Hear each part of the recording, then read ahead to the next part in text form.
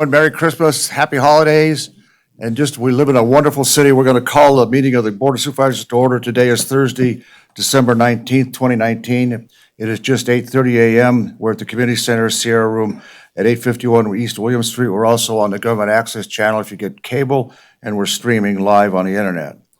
Could we have a roll call, please? Supervisor Giomi? Here. Supervisor Bonkowski? Also. Supervisor Bagwell? Here. Supervisor Barrett? Here. Mayor Kroll? And I'm here. Okay. Yeah. All right.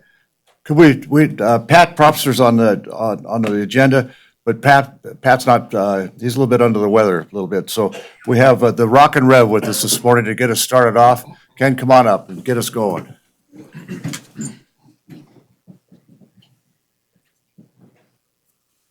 Let's pray. Loving Heavenly Father, we pray first of all for Pat, who is under the weather, and others in need of your healing touch. We thank you for always being there for us and loving us. This time of year especially, we're reminded of that, of your great love, because you so loved the world that you gave your only begotten Son. And we remember the reason for this season is that there's good news of great joy, which is for all the people. May we learn from the example of love and kindness and service that our Lord set. And Father, I do pray for these servants of yours in this community, our mayor and these supervisors, that with their full agenda today, that you'd be with them and provide the wisdom and guidance they need to make good decisions on behalf of all of us who call Carson City our home. In Jesus' name, amen. Thank you, Ken. Would you please join me in the Pledge of Allegiance? I pledge allegiance to the flag of the United States of America and to the republic for which it stands, one nation, under God, indivisible, with liberty and justice for all. Thank you. All right, we're going to now move to item number 5 on the agenda. This is time for public comment. Anybody want to come up and weigh in now? We also usually have public comment as we go through the agenda. There's also public comment at the end. Anybody want to weigh in on public comment this morning? Okay, I don't see any, but we'll see what happens during the day here. Okay, let's take up item 6, possible approval of the minutes of November 21st, 2019. Everybody had a chance to look at those? Motion's in order. I move to approve the minutes of the Carson City Board of Supervisors for November 21st, 2019 as presented. Second. There's a motion and a second on the motion. Discussion? Hearing and seeing none. All in favor signify by saying aye. Aye. I don't think I was here for that one. So I'm going to abstain. So call it 4 ayes and 1 abstention. I was in San Antonio with the League of Cities. Okay, that's passed. Let's take up item 7, adoption of the agenda. I understand that we're going to pull item number 15. That is potential appointments to the audit committee. Board of Equalization. Board of Equalization, rather, excuse me. Board of Equalization. Did I say that right or wrong? There we go, getting back in swing of things. Okay, any other changes we need? City manager? No other changes. Board members? Okay, without objection, we'll take the agenda as published with the exception of item 15, which we'll hold for the next meeting. Okay, let's now move to the floor and present some length of service awards and say thank you to our employees. You're okay. That's kind of a process, huh?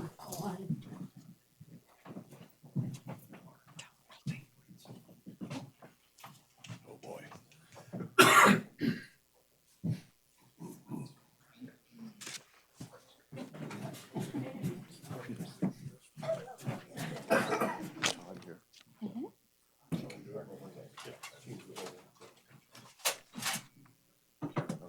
Karen?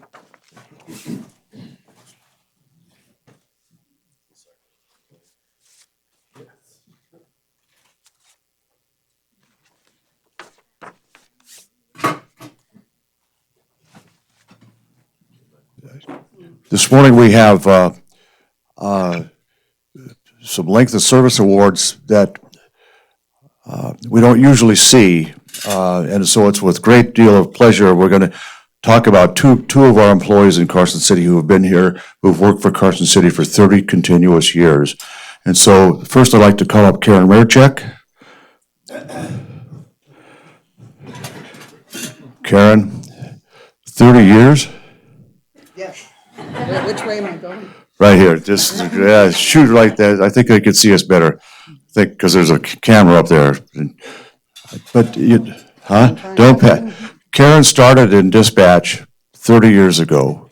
And, you know, I think I could say it for all of us here. Dispatch is a place where you know, you really don't get any rest during the day when you're on shift, and you're hearing a lot of different things, and you got people's lives in your hands, and you're talking to them over the phone, you're talking to, you know, the first responders who are going to go to them. It is perhaps one of the most difficult jobs in the city to do.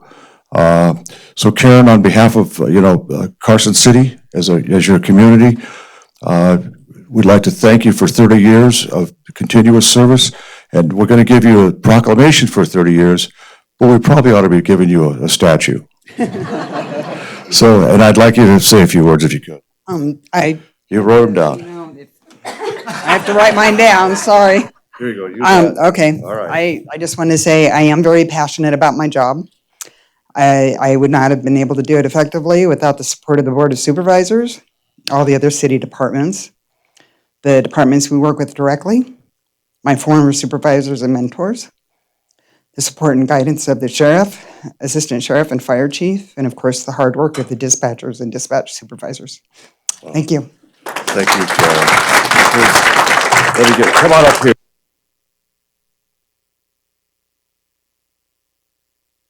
Let's see here. Is that working? There we are. Todd Mitchell, Sewer Operations Foreman. Todd. 30 years, another one. All right, so how'd you start out? I started off in the sewer department, 1989. 1989. What was your first job? Sewer technician. Sewer technician. So tell us a little bit about your time as 30 years here. What have you seen? Anything that's unusual? You saw see the sewer back up or whatever, A lot of 1 and 2 o'clock appointments in the morning that weren't planned with some irate customers. So, Well, let me say on behalf of our community, unless you've got clean water in the sewer, you really don't have a community. And I know that, our sewer plant kind of limped along for a long time, and now it's on the upswing of things. But it may sound trite, but it's true. Unless you have good water and you have good sewer, you really don't have a community. And it's like people like Todd who have dedicated 30 years of their life to our community that really make us stand out. We couldn't be the community we are, Todd, without folks like you, and in particular you, for giving is a word too, but dedicating 30 years of your life to make life better for all of us out here in the community. So on behalf of a grateful community, I'd like to give you a proclamation. As I told Karen, we should probably have a statue for you out there at the sewer plant. Is that all right? Where's? Okay, statue's on. All right, you're going to get it. Thanks. Come on up here. You want to say anything? no, I'm good. You sure? I want to say something to you. Thank you very much for stopping every time you see my guys. Oh, you Saying guys. hi. Okay, thanks. All right. Jeff Bradshaw. Where's Jeff? Good morning, Jeff. Hey, you got your family here. Yes, sir. That's good. Well, Jeff, we'd like to thank you. You're a senior wastewater plant mechanic for 20 years. You got 10 more years to go before you get a statue.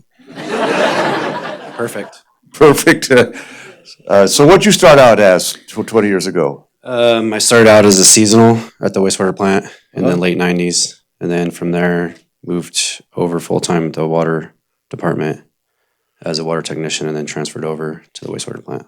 Very good.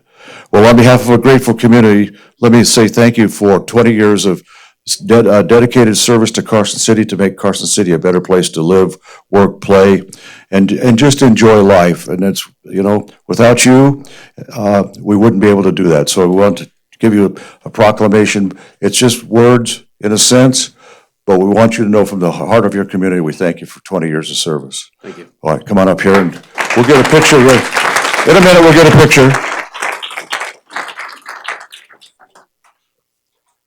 Brendan Gibb. Brendan, how you doing? How are you? Environmental health specialist for 5 years. You got a ways to go. Got 25 years. Okay, got 25 years. So, you're gonna be here 25 more years, right? All right. So let me say this then, on behalf of a grateful community, thank you for 5 years of dedicated service to Carson City. And, you know, we talk about the wastewater, the sewer plant and water. What you do for us on the environmental side as a health specialist, you know, just fulfills that little circle there about making life better, and life not only just better, but our health and our community better. So on behalf of the grateful community, thank you for 5 years of service, and we really do look forward to 25 more years. All right, come on. All right. Jamie Stevenson, where's Jamie? How you doing? It's good to see you down here. I always see you running around City Hall there. Jamie's an accounting manager. She kind of goes, takes care of all those folks over in accounting, particularly Miss Russell over there, you know. She needs a lot of, she needs somebody to look after her quite a bit.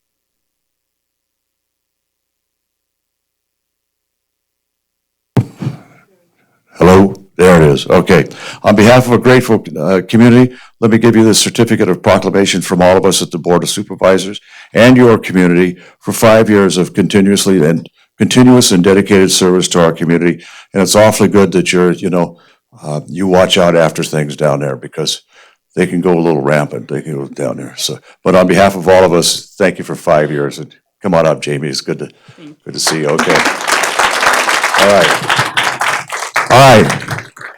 And we're going to get one picture like this, and then we're going to have everybody come up, okay?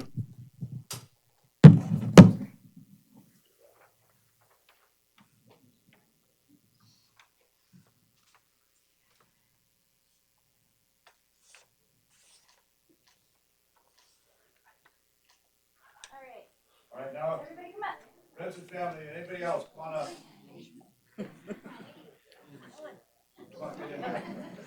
Oh,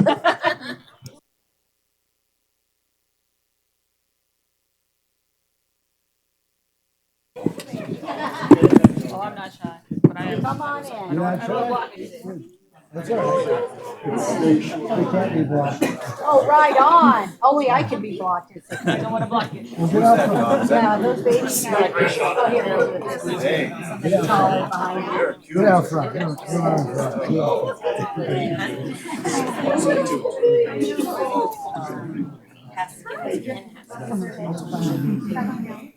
Get everybody in? the cameras, guys. Say cheese.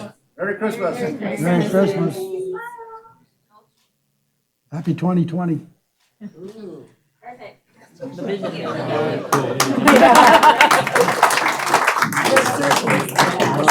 working on it. I did. I might have to consider it now.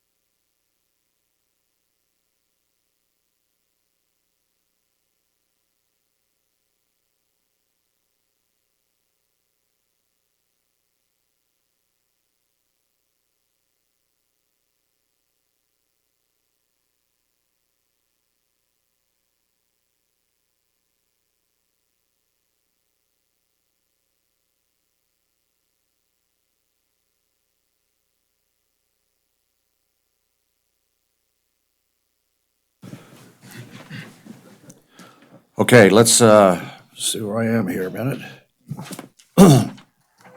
Let's take up the consent agenda. Any members of the board want something pulled from the consent agenda for individual discussion? Good. 11A, B, and C. 11A, B, and C will pull, okay. Anybody else? Pull, Lori? Or Like to make just a 9B? John? correction in 11, or 12. 12? Yeah, there's a typo on page 229. Is a has.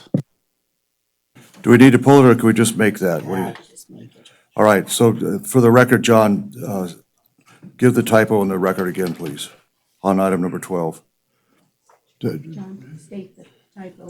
Just tell us what it is. Page 229 on my background materials, the sentence reads, is a has. It's got to be one or the other. Did you find that? You got it? Okay, all right. So we'll just, we'll make that change. So with that change and those pulled, we'll take a motion to adopt the consent agenda as published with the exception of 9B, 11A, B, and C. I think that's it. Okay? Motion's in order. I move to approve the consent agenda as published with the correction noted for 12A and the exception of 9B, 11A, B, and C. Second. There's a motion and a second on the motion. Discussion. Hearing and seeing none. All in favor signify by saying aye. Aye. Opposed, nay. Carried. Okay. Let's now take up the items that we pulled from the consent agenda. So we'll start with 9 Bravo. This is discussion and possible action, appointment of 2 members of the Carson City RTC, each to fill a term that expires December 2021. All right. Somebody want to take that, Lori? Okay, go. So I just wanted a review because we had our new policy that we implemented. So I asked Mr. Yu if he could just go over Mr. McQuarrie's application, just so everyone's aware of our new policy.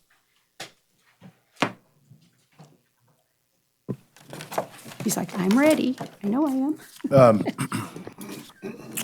Thank you for that. So I wanted to make clear on the record that Mr. McQuarrie's application had noted that he has an existing contract with the city. That contract, as it's noted in the application materials, is with Parks and Rec for a Carson Trail and is not under the supervision or otherwise under the purview of the board that he's applying for, which is RTC. So I don't think that that's a conflict. I also did make it a point to reach out to different city stakeholders, different departments to see if the company that he's associated with, he's employed by Loomis and Associates, if they have any existing contracts with RTC at this time. And the answer that I received from the city staff was that there is no existing contract. There have been in the past, and certainly there's a possibility that in the future there may be additional contracts between Loomis and RTC. However, in reviewing the fairly recently adopted version of the conflicts provision by this board earlier this year, I don't think that that qualifies as a disqualifying conflict at this time, because it would really just speaks to the existence of a contract that would disqualify an applicant. And because there is not an existing contract, I don't see that as a disqualifying conflict. So I just want to make that clear on the record. Supervisor Bonkowski. And just as a note to Mr. McQuarrie, is a reappointment, not a new appointment. Correct, reappointment. Chief. That was going to be my comment, and also to ask that if he is appointed and there is a conflict, he can just, he would have to disclose and abstain. That's correct. Then similar to what we would do. Right. Then just the normal ethical statutes would apply, and there would be a recommendation from the DDA for him to disclose and abstain if necessary. Okay. Any other comments on? Anybody want to weigh in? All right, I think we're in position to take a motion on 9B. Supervisor Bagwell. I move to appoint Charles McQuarrie and Gregory Stedfield to the Carson City Regional Transportation Commission, each to fill a term that expires in December 2021. Second. There's a motion and a second on the motion. Discussion. Hearing and seeing none. All in favor signify by saying aye. Aye. Opposed, nay. Carried. Okay, let's take up item 11. We'll take up item 11A first. This is discussion and possible action regarding a conflict counsel contract with William B. Fay. Carol, you want to give us the top line on this one, please? Actually, Mayor, if I could, there's just a typo in the agenda title, so that's the only reason I pulled it, is to correct it, because it was in the agenda title.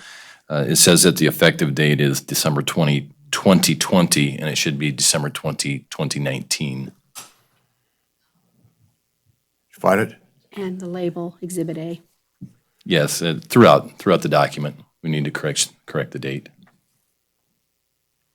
That was it. Okay, we got that? All right, One other comment. comments in And order. label the attachment as Exhibit A, because there's no label. We got it? Thank you. All right, we'll take a motion for 11A then. I move to approve the contract with the corrections read into the record. Second. There's a motion and a second on the contract for Walter B. Fay. On the motion, discussion. Hearing and seeing none, all in favor signify by saying aye. Aye. Opposed, nay. Carried. Okay. Let's take up 11 Bravo. This is discussion and possible action regarding the purchase of prescription medications for persons detained at the Carson City Jail through Minnesota Multi-State Contracting Alliance for Pharmacy, MMCAP, with Diamond Pharmacy.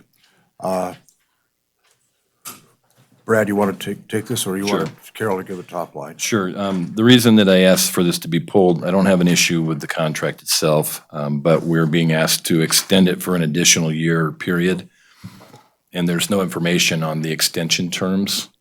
So I just wanted to clarify that if we approve the additional one-year period, it is with the caveat that the terms and conditions do not change and the underlying contracts are extended. Good motion. You want to address that, Nikki? Yes, I can. Nikki Aker, Director of Carson City Health and Human Services, and I prepared a memorandum at Supervisor Bonkowski's request addressing just that item, and so I'll read this into the record. For further explanation, it is being requested to extend the joinder contract through Minnesota Multi-State Contracting Alliance for Pharmacy, also known as MCAP, with Diamond Pharmacy for an additional year, January 1st, 2021 through December 31st, 2021, with the same terms for an amount not to exceed annual amount of $125,000 to be funded from the general fund, inmate medical care, and the supplemental indigent fund, inmate medical care accounts. This is contingent on Diamond Pharmacy entering into a joinder contract through Minnesota Multi-State Contracting Agency for Pharmacy, MCAP, for additional years as stated, should be as stated in the MCAP contract number MMS 17017. Any other questions of Nikki? Ms. Aker? Anybody? Public comment on this one? I don't see any, so we'll take a motion to approve item 11 Bravo, and we'll also include as part of the record the memorandum dated December 19, 2019 to the Board of Supervisors from the Director of the Carson City Health and Human Services. So we'll put both of those in the record, both the underlying contract and your explanation of the term, okay? All right. I would accept that as a motion and second it. All right, there's a motion and a second on the motion. All in favor signify by saying aye. Aye. Opposed, nay. Carried. Okay. Let's take up item 11, Charlie. This is discussion and possible action regarding determination that D&D Plumbing is the lowest responsive and responsible bidder pursuant to Chapter 338, and whether to award contract number 193-00069 for the Health Department boiler replacement in a total amount of $155,924. Okay. Who wanted this one pulled? Okay, Supervisor Bonkowski. Because D&D Plumbing was not the low bid, but they were the lowest responsive bid, just wanted to clarify the reasons for that on the record. Sure. Carol Akers, Purchasing and Contracts. So under NRS 338141, it does state that the prime contractor must self-list. It's also stated on the bid form, and so Mesa did not self-list there on that. Were they notified? Yeah, they were all at the bid opening, and it was disclosed even then, and then. And they didn't correct it? No. Okay. Thank you. Any other comments or questions on this issue? Public comment, anybody? I don't see any. Motion's in order to approve item 11, Charlie. I move to award the contract as presented. There's a motion and a second on the motion. Discussion. Hearing and seeing none, all in favor signify by saying aye. Aye. Opposed, nay. Okay. Let's see here. Okay, I think that does it for the consent agenda. The items we pulled from the consent agenda. Let's now go to item 14. This is a possible action regarding the appointment of one member of the Carson City Audit Committee that expires December 2021.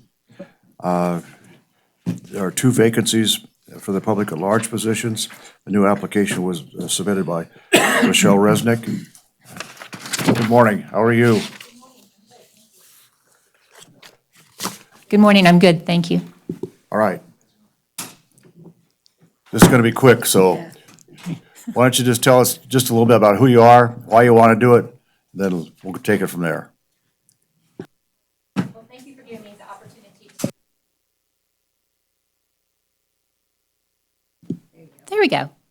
Technology. Okay. Thank you for giving me the opportunity to come here this morning and to apply for this position. I'm very excited to have the opportunity to serve Carson City. I moved here almost 5 years ago, and since that time, I've been looking for an opportunity to use my skills to help the town that I've adopted as my home. I have been active in Carson City. I went to the leadership training from the chamber. I did the Sheriff's Academy when I first moved here, and I am currently in PPI's current production of The Odd Couple. I play the Felix Unger character. And I just, I forgot to mention that I'm currently secretary and president-elect at Rotary, and I'll be president in July. So spare time, question mark. But no, when I feel passionate about something, then I make the time to do it, and I make the commitment to do it right. And I would do that if I were appointed to this committee. I understand from Supervisor Lankowski that you think his morning briefing and breakfast with Brad, that's a good thing to do too. On behalf of all of us up here, thank you for applying, thank you for what you've done for our city in the last 5 years, and thank you for what you're going to be doing for the next 5 or many years. I want a statue.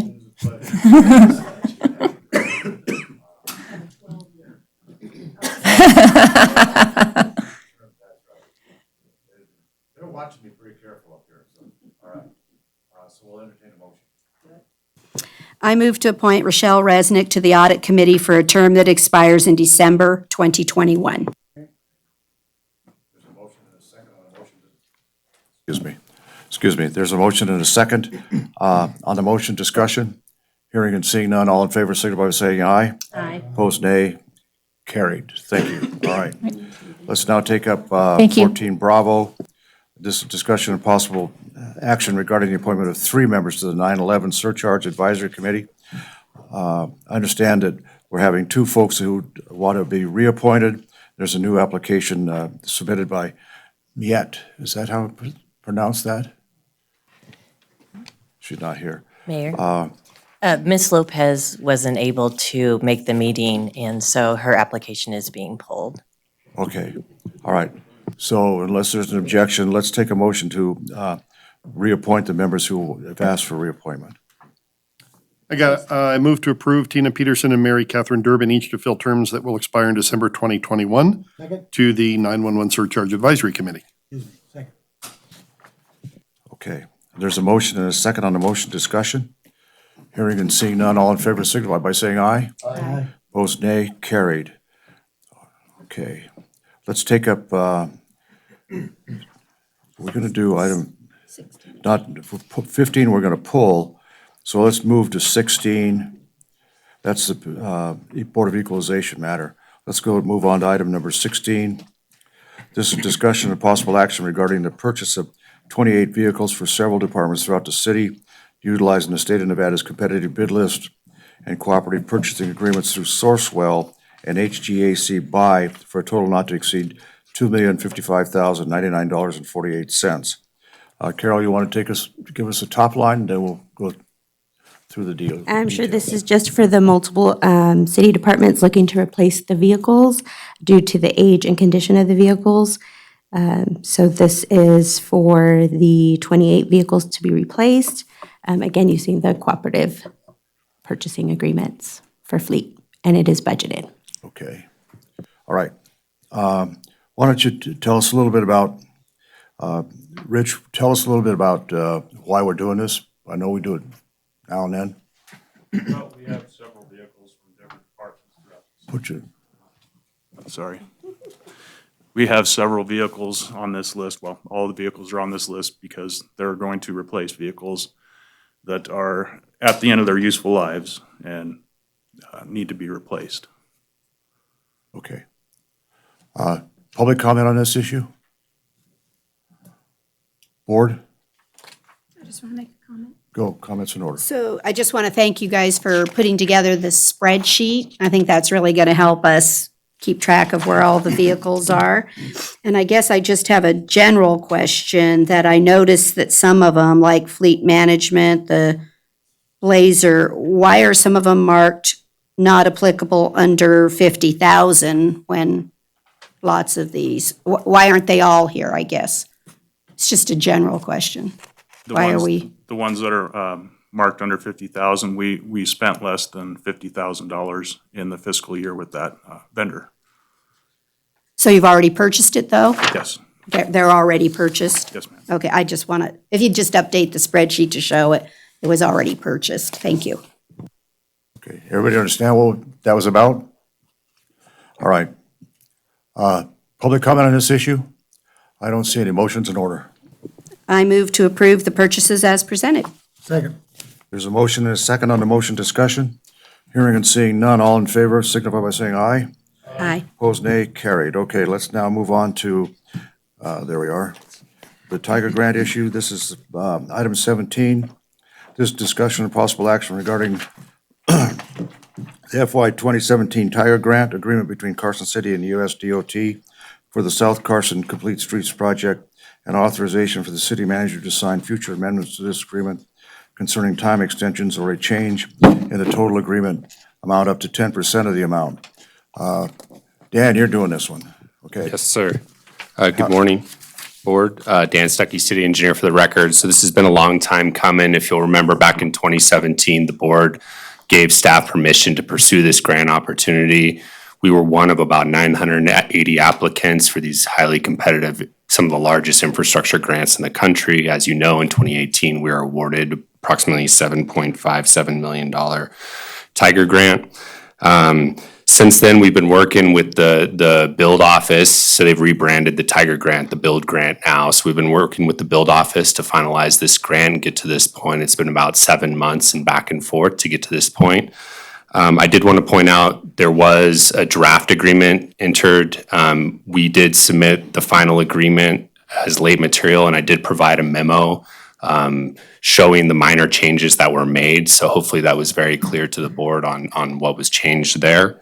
And basically, I do want to point out this is not a construction contract. We will be back to the board in the future. We're aiming for February to come back with a construction contract that you will see. And then, this just gives us kind of that ability to enter into the construction stage officially and start bidding and negotiating the construction contract. This is the administrative side of that grant to get it kicked off. Yes, sir. Okay. Supervisor, I got two lights here. I don't know who's first. Brad. Dan, road projects through RTC have been coming in under budget lately. So we have engineers' estimates that make up probably the numbers that are in the report here.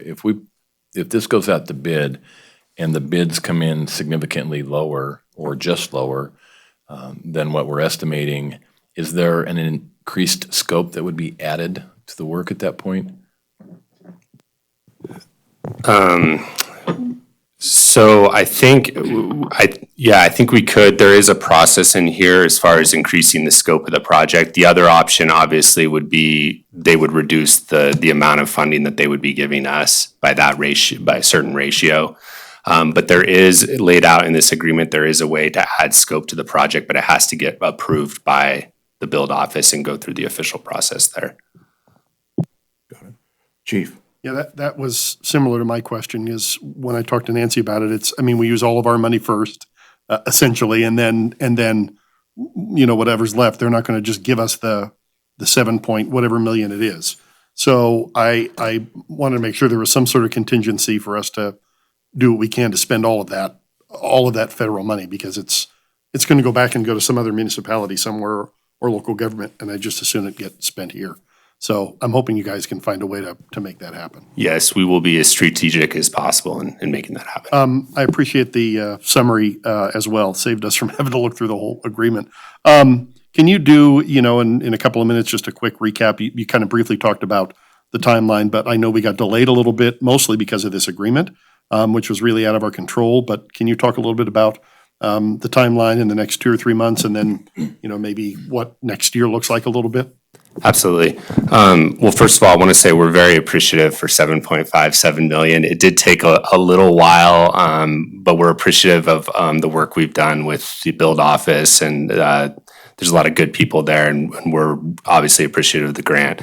It has taken a little time. I think we're to the point now where if this gets approved today, we're hoping to spend the next month negotiating, bidding the project. We would like to come back to the board with a construction contract on the February 6th Board of Supervisors meeting. And then we would basically hold the pre-construction meeting if it were approved right after that, and get going and starting building in February 17th, I think is what we've anticipated, kind of that kickoff date of heavy construction. We're looking at about a 10-month duration. There may be some additional work that happens after Nevada Day, but Nevada Day, as we all know here, is kind of the standard of our cutoff for our big projects. We'll make sure that parade route is open before Nevada Day 2020, but they'll be working hard all of next year on this project. There may be a little bit that carries over into the spring, but we're hoping to finish before the end of the next year. Any other questions or comments up here? Anybody? Public comment? Let me just say this. One, I want to thank the Regional Transportation Commission, the Regional Transportation Commission staff, our Public Works staff, Dan, Lucia, and all the folks over there who put this application together for this Tiger Grant. I think this is the only Tiger Grant that Carson City's received. I don't think we've ever gotten one, and we've certainly never gotten one for $7.5 million. So, on behalf of all of us up here, that grant is going to make us be able to do a first-class job on South Carson Street, a complete street project. You should all pat yourselves on the back for what you've accomplished here. Good move. Okay. All right. Anybody else? Motion's in order. I move to approve the agreement and to authorize the city manager to sign future amendments to this agreement regarding time extensions or a change of up to 10% of the total agreement amount. There's a motion and a second on the motion. Discussion. Hearing and seeing none, all in favor signify by saying aye. Aye. Opposed, nay. Carried. Thank you. Thank you, Dan. Okay, let's take up item 18. This discussion and possible action regarding approval to submit a grant application to FEMA, the Federal Emergency Management Agency, through the State of Nevada Department of Public Safety for funding to update the Carson City Hazard Mitigation Plan 2021 through 2026. Tom and the chief are here. Thanks. Good morning to you. Good morning. Tom Ra, Deputy Emergency Manager. As keeper of all the emergency plans in Carson City, it's time to renew our hazard mitigation plan again. It's renewed every 5 years. We expire in August of 2021. This grant will help us hire a contractor to run through our hazard mitigation plan, the existing one we have, and make sure we meet all the federal requirements that FEMA wants us to meet, and then it'll allow us to stay in compliance with FEMA. So if we ever had a disaster here in Carson City, we're open to FEMA funding for putting ourselves back together. Very good. Very good. Questions of either the chief or Tom? Anybody? Public comment on this issue? Something we have to do, and it's very important to do. I don't see any, so we'll take a motion. Who wants to move? I got it. I move to approve submission of the grant application. Second. There's a motion and a couple seconds on the motion. Discussion. Hearing and seeing none, all in favor, signify by saying aye. Aye. Opposed, nay. Carried. On behalf, let me just say, take a personal moment, please. I don't know how many of you know this, but I came down with what is probably going around the city, and I'll tell you, it looks like it's pneumonia. I'm getting over that now, and I'm probably pretty well over it.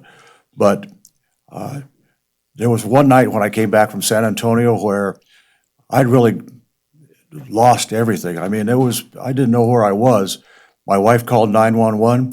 Next thing I know, I'm in the hospital, and that's all I remember, except seeing two blue uniforms hovering over me in the back of the ambulance.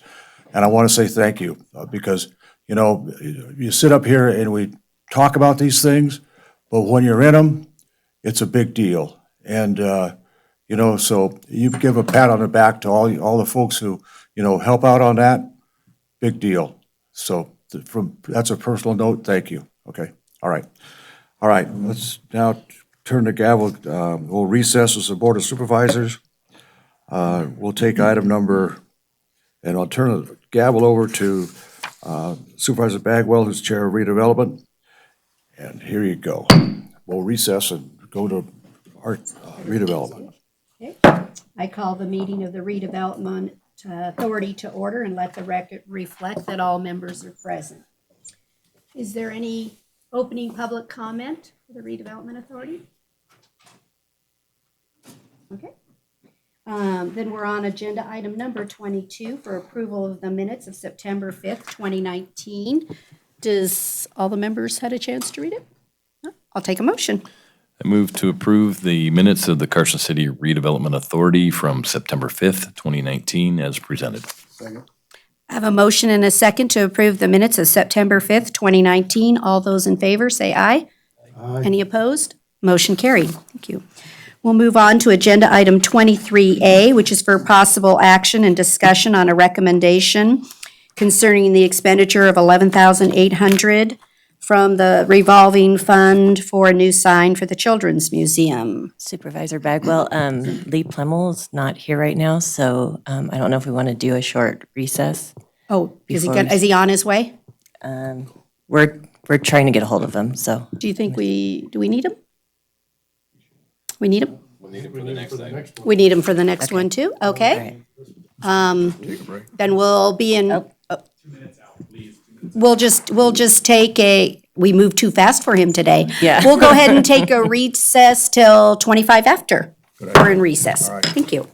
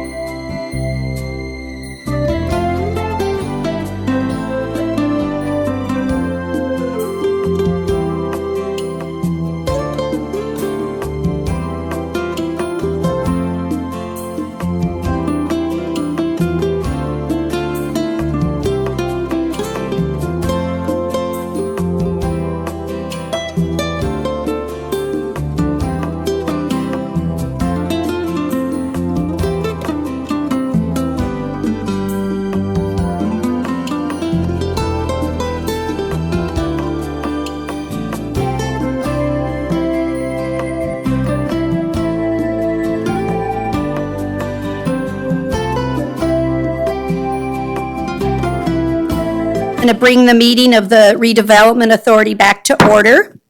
We're on item number 23A, which is a discussion on a proposal for $11,800 for the Children's Museum improvements. Mr. Plemmel, will you take us through this item, please?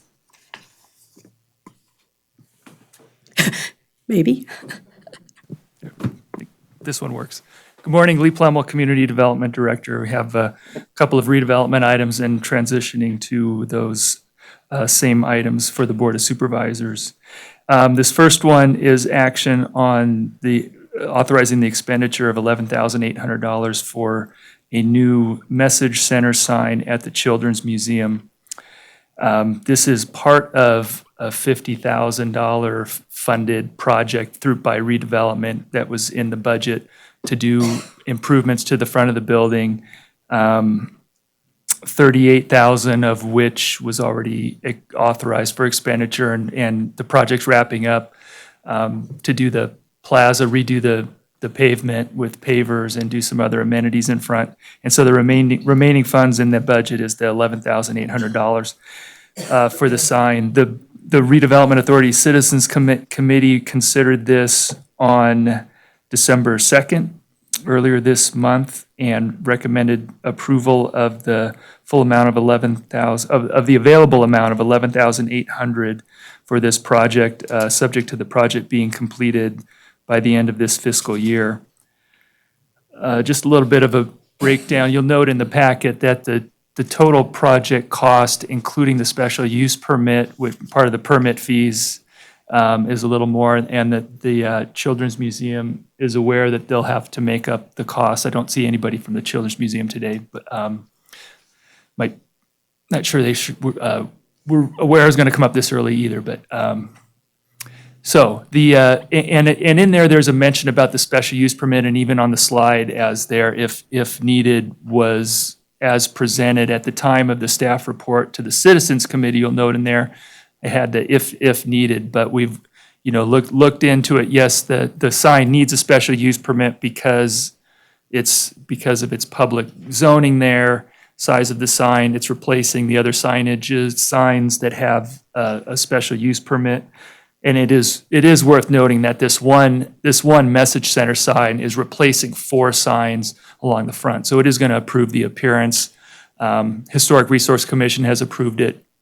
State Historic Preservation Office has approved it. But it does require a special use permit. It's consistent. I looked into the policy that even though this is a city-owned lot, it's leased by the Children's Museum, and like with the Brewery Arts Center and previous Children's Museum special use permits, the leasee is responsible for the permits and the permits fee. So the recommendation is to authorize the funding to include that, although as you can see, it's not going to cover the total project cost, and they're aware that they'll have to make up the difference. There's also a building permit, but that fees for a sign of the cost of this is relatively minimal, just 1% of the sign cost. And so the recommendation is approval from RAC, and I'm available for questions. Does any members have a question? Okay. Mr. Barrett? No question, but a comment. I sit on on the RAC committee, and first of all, congratulations for getting this past SHPO. I always find that intriguing. But during the presentation, I asked them whether their lease with the city, which is $1 a year, is up anytime soon. They said it probably was, so I've encouraged them to come back to us and get it longer term because we're putting some money into this. It's going to improve that block, a whole block, because of the motel next door and this, a great deal. Thanks. Thank you. Any other members? Is there any public comment on this item? Okay, then I'll accept a motion. Stacy? I move to recommend to the Board of Supervisors approval of the expenditure of $11,800 for the Children's Museum improvements. I have a motion and a second to approve the $11,800 for the Children's Museum. All those in favor, say aye. Aye. Any opposed? Motion carried unanimously. Thank you. Okay, we're going to move on, excuse me, to item 23B. For discussion and possible action regarding recommendations to the Board of Supervisors for expenditures up to $450,000 dealing with the Third Street parking lot rehabilitation project. Mr. Plemmel, are you taking us through this one? Yeah, I'll introduce this and give a little bit of an overview. I also have Dan Stuckey with Public Works, who's been working on the improvement plans for this, and he has a presentation on the alternatives that were considered for this.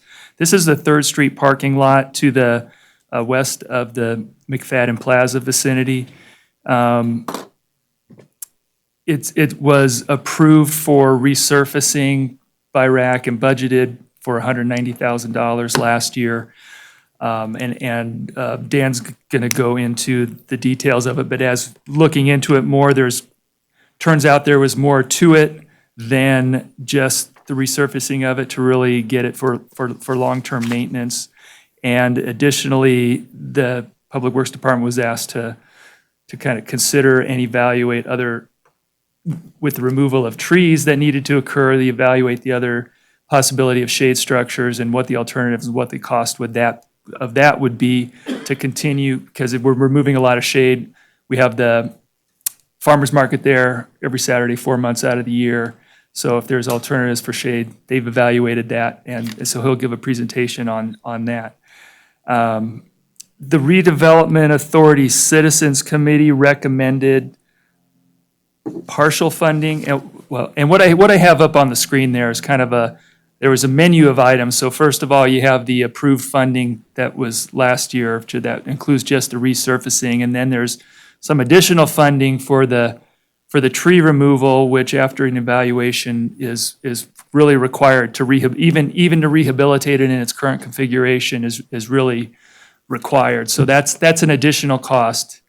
And those other things are possible additional costs that were considered. Parking lot reconfiguration, Dan's going to go into that, as well as electrical upgrades for any events that do occur there. As the farmer's market has noted, and you have some late material from them, the existing is not adequate to have any type of event in there. The breakers trip from normal event usage. So this is an opportunity when tearing up the lot to add that. And then there's there were alternatives presented in the packet for shade structures, one of which is up there.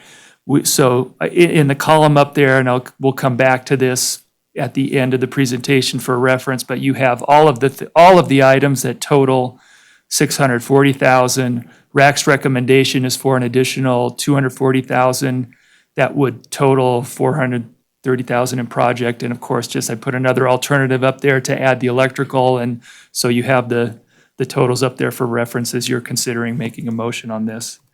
With that, I'm going to switch over to City Engineer Dan Stuckey's presentation so he can walk through what was evaluated. Good morning, Dan Stuckey, City Engineer for the record. So I kind of wanted to take you through a little bit of the history of the parking lot and kind of, for lack of a better word, it's a little awkward of a parking lot. So I kind of just wanted to go over that. It was constructed in 1992. What you see up there is the original site plan for the project. I found that. So it's about 30 years old, kind of reaching the end of the pavement's, design life.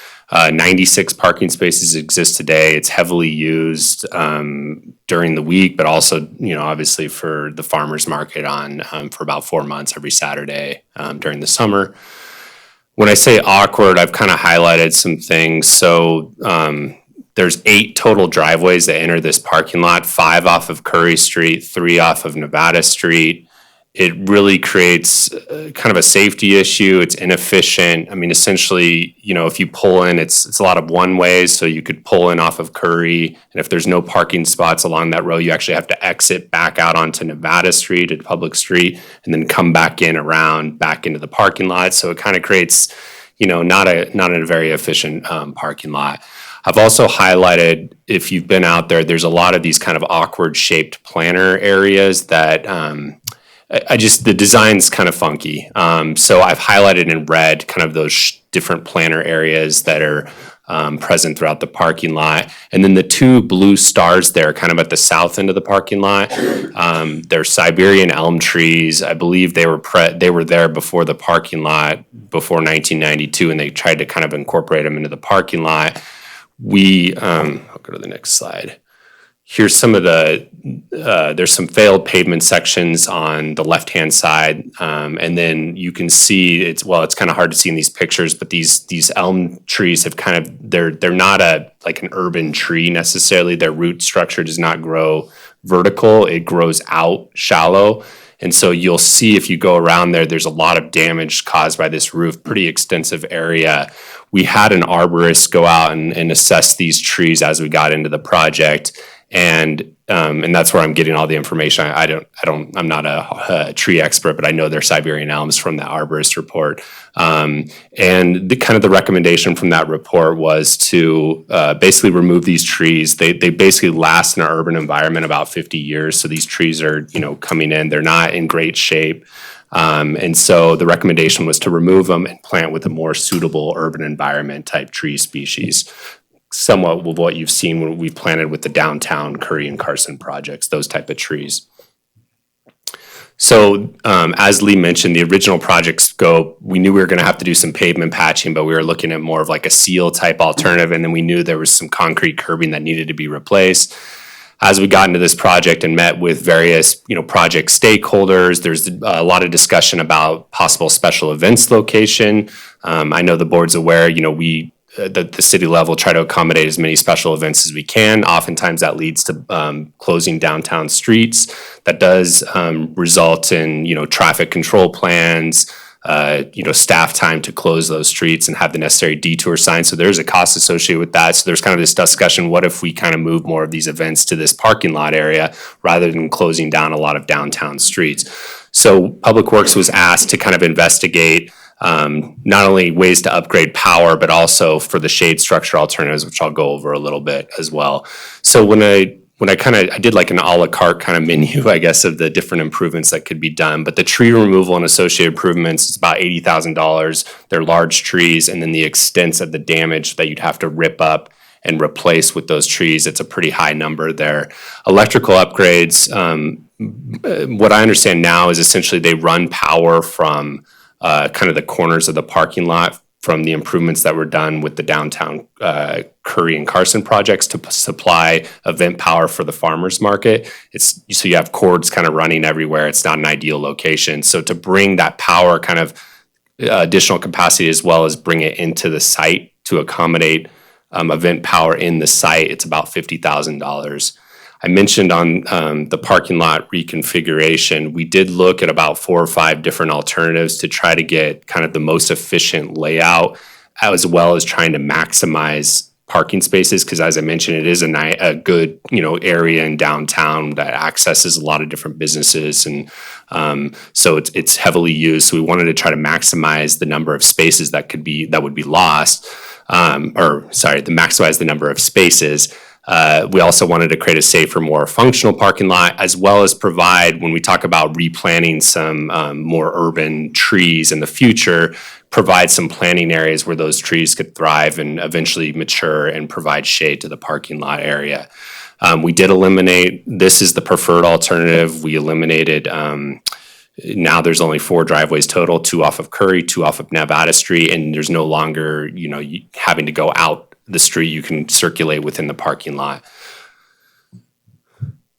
I'll go over of course, as Lee mentioned, these were not recommended by RAC, but I did want to go through these options. And please just understand that we haven't gotten a design until we would have received approval. So from the engineering side, we looked at a bunch of different options and tried to generally put a price to what we thought would cost. We talked to some suppliers and manufacturers and got some numbers and put together these exhibits. We broke it up into a phase 1 and phase 2 because the costs were fairly high. So we wanted to give the option of, if you were to build a shade structure 1 year, you could expand on that in the parking lot area. So this one I call it kind of the cantilevered option. There's less posts. You can see, you could essentially have, a line of posts and then have shade on both sides of those posts. So that was the preferred option that we recommended to RAC if you wanted to move forward with the shade structure.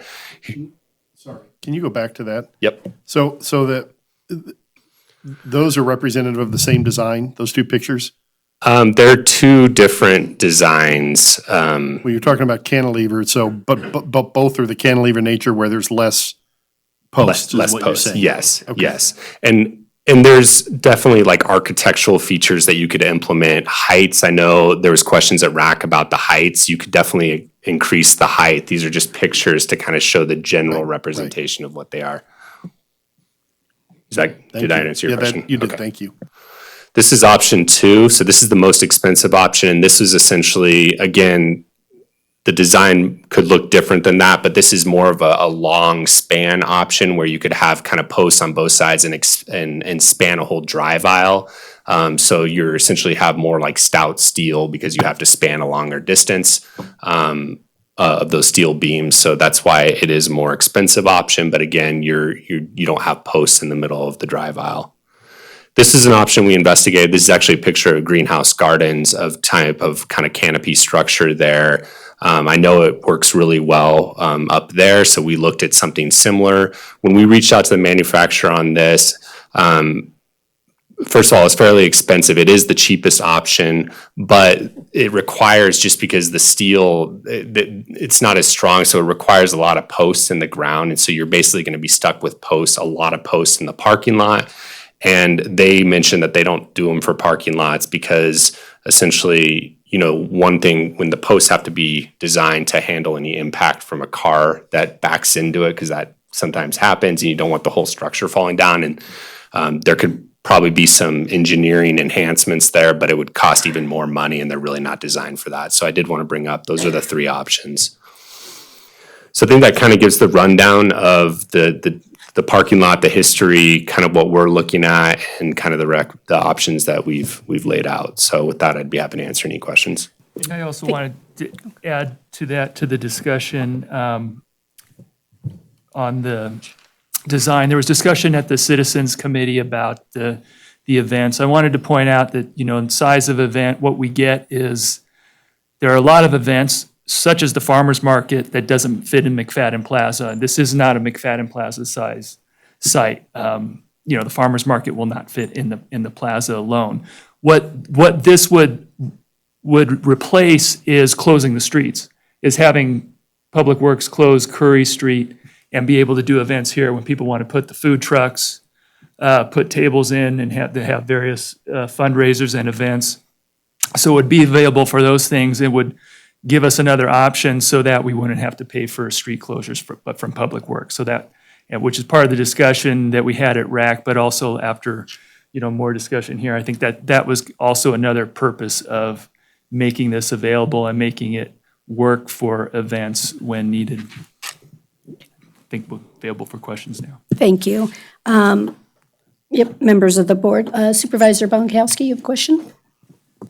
Many. First question is on the Siberian elms. Did the arborist suggest that they be removed because of the health of the trees or because of the damage that they were causing to the asphalt? In other words, are they in any imminent danger of falling?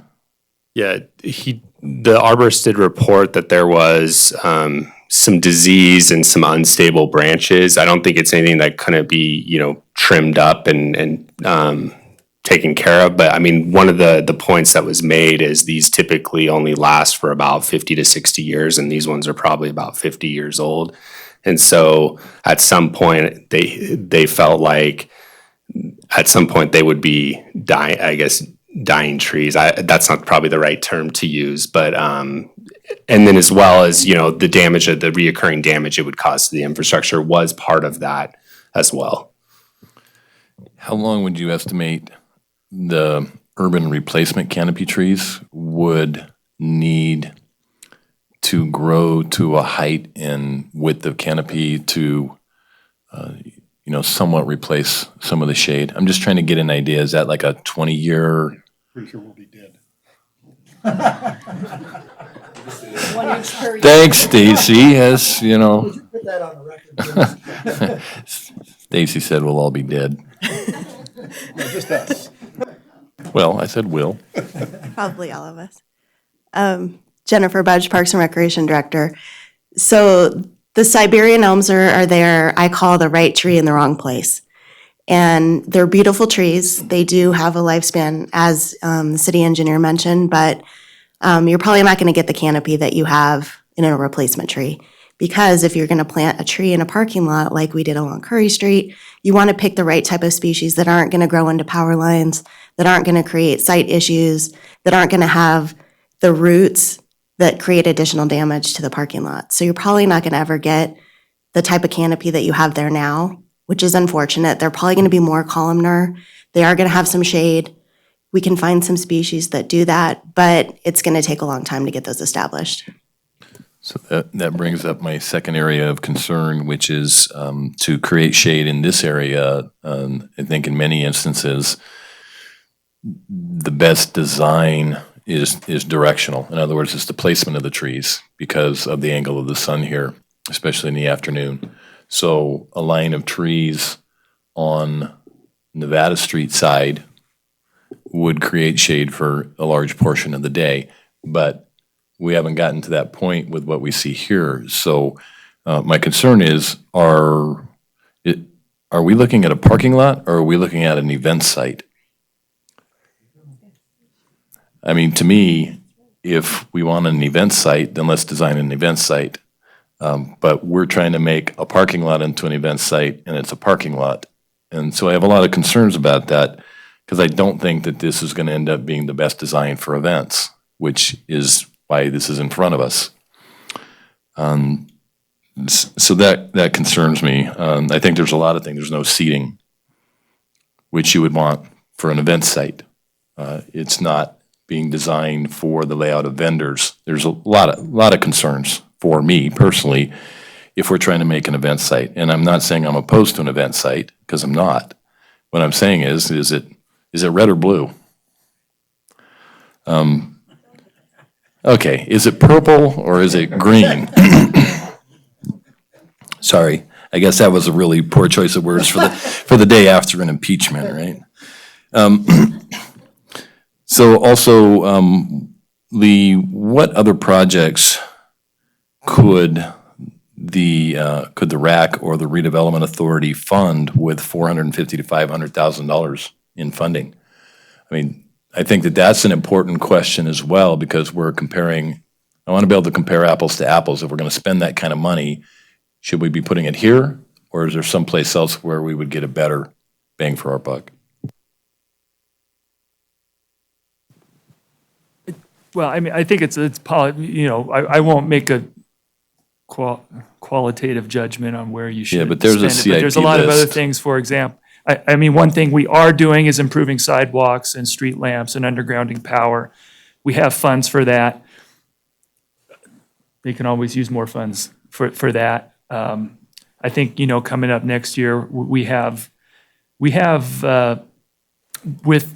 obligations dropping off over this year and the next year in redevelopment, we're going to have a lot more available revenue to identify, and that's one of the things we want to do in the next year. We'll bring back to you is kind of really come up with a 5-year plan for how to spend the redevelopment funds. I have other questions too, but I think the crux to this for me is that if the intent here is to create a downtown event center, then let's look at that. But I would, I don't think it's not there are issues with the parking lot. I mean, I think he's pointed that out. I think the parking lot needs rehabilitation. That's where this started. That needs to happen as a parking lot. I think they've looked at alternatives and that maybe there's something that can help. When they do projects, even within the streets, power upgrades are pretty typical, so that when something does go there, it's available for that. This is actually a space, I think this was actually used once or twice for events outside of the farmer's market last year by volunteers. So it's a parking lot. Yeah, it's not trying to create a amphitheater or anything like that. This is certainly a parking lot. I think we're just looking at what are the add-ons that we could do to make it also available as a space so that we don't have to close streets a few more times during the year. I think that's how we're looking at it. Yeah, I understand that, and I don't debate the need to fix the parking lot, but we have the Minnesota Street abandonment at the BAC that could be turned into an event center with $500,000. I mean, we haven't looked at that. We haven't asked that question and looked at that to say, with that kind of money, because that 500,000 is above and beyond the 190,000 to fix the asphalt. So I guess what I'm asking for is that if we're going to do something here and talk about spending this kind of money, I'd like to have options. I'd like to know what else we could do with that kind of money, and is there a better benefit to, say, moving the farmer's market over to Minnesota Street at the BAC? Is that even possible? Because the city is no longer involved in that campus. So I don't even know if that's a possibility. But I would like to have options and have more information before I'm asked to make a decision on spending this kind of money for something that becomes a hybrid that maybe doesn't work for either purpose well. Mr. Barrett? Thank you, Madam Chairman. I sit on RAC, as I mentioned before, and the same matter occurred to me regarding why this is being done, what it's being done for, as occurred to me at the Children's Museum. We have no long-term commitment that tells us we're going to have the farmer's market there for 50 years or 10 years. I've already heard it on the street that they're considering moving it back out to, or moving it to, out to Marv Texera Plaza area, center. And one of the things that occurred, several of the things that Brad brought up bothered me. I won't use the red or blue, but is it a hippopotamus or is it an elephant?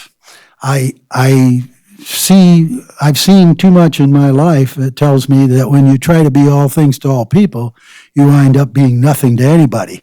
And I'm afraid that one of the charming areas of the downtown will wind up looking like it should be in the middle of Washington, D.C.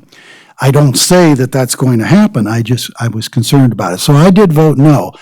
I'm prepared to vote yes if the majority likes this proposal, but our chairman at the RAC level, Court Cardinal, brought up the question that Brad brought up here, which is, what's this for? And I asked the question during that discussion, how many events can you bring? Can you be sure you'll get down here? You can't even be sure the one that's already down there won't go away. So those are the questions that I raise at the same time.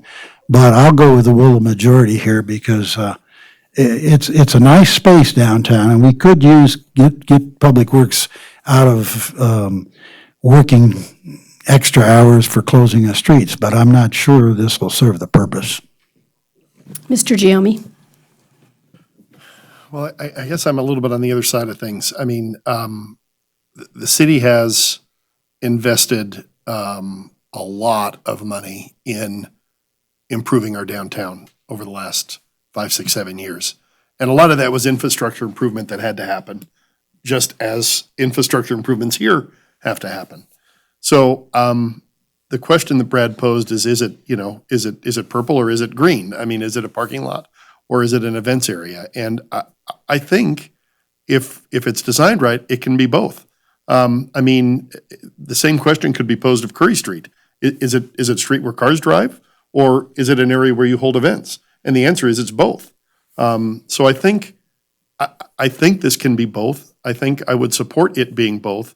My objection to it is that I don't want to do it in a half ash sort of way. Saved. ASA in a half elm sort of way. I mean, I don't know that, and so I may actually be talking about spending more money. I mean, if we're going to talk about our downtown, if everything we've done on our downtown is important, and I think this board thinks it is because we spend a lot of money there, then I don't see how spending comparatively a little more money to have a spot in downtown that is owned and controlled by the city that can be used for events in the downtown, in addition to parking when it isn't set up for events. I mean, I don't know that the presentation brought here is the answer. Because if we need shade and that's the issue, can you go back to the option where there's, I don't know that that's enough shade. So, so anyway, I guess that's where I come down to things. I would agree with Brad to say, let's have a little more public discussion. Let's talk to the Brewery Arts Center maybe about their area. Maybe we spend that money there. I wouldn't be opposed to doing that, but we've got to get some agreement from them that it can be used by the public because it isn't any longer owned by us.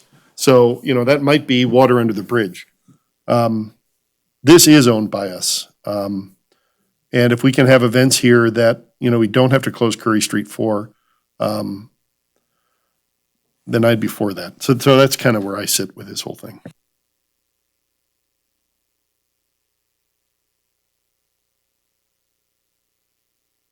Mr. Barrett? Yes, I'd like to weigh in here on the question of downtown parking. There's always been a big concern about downtown parking, and I'm just frank. I said it at the RAC, I'll say it here. I really don't like the reconfiguration. I think it takes a charming thing.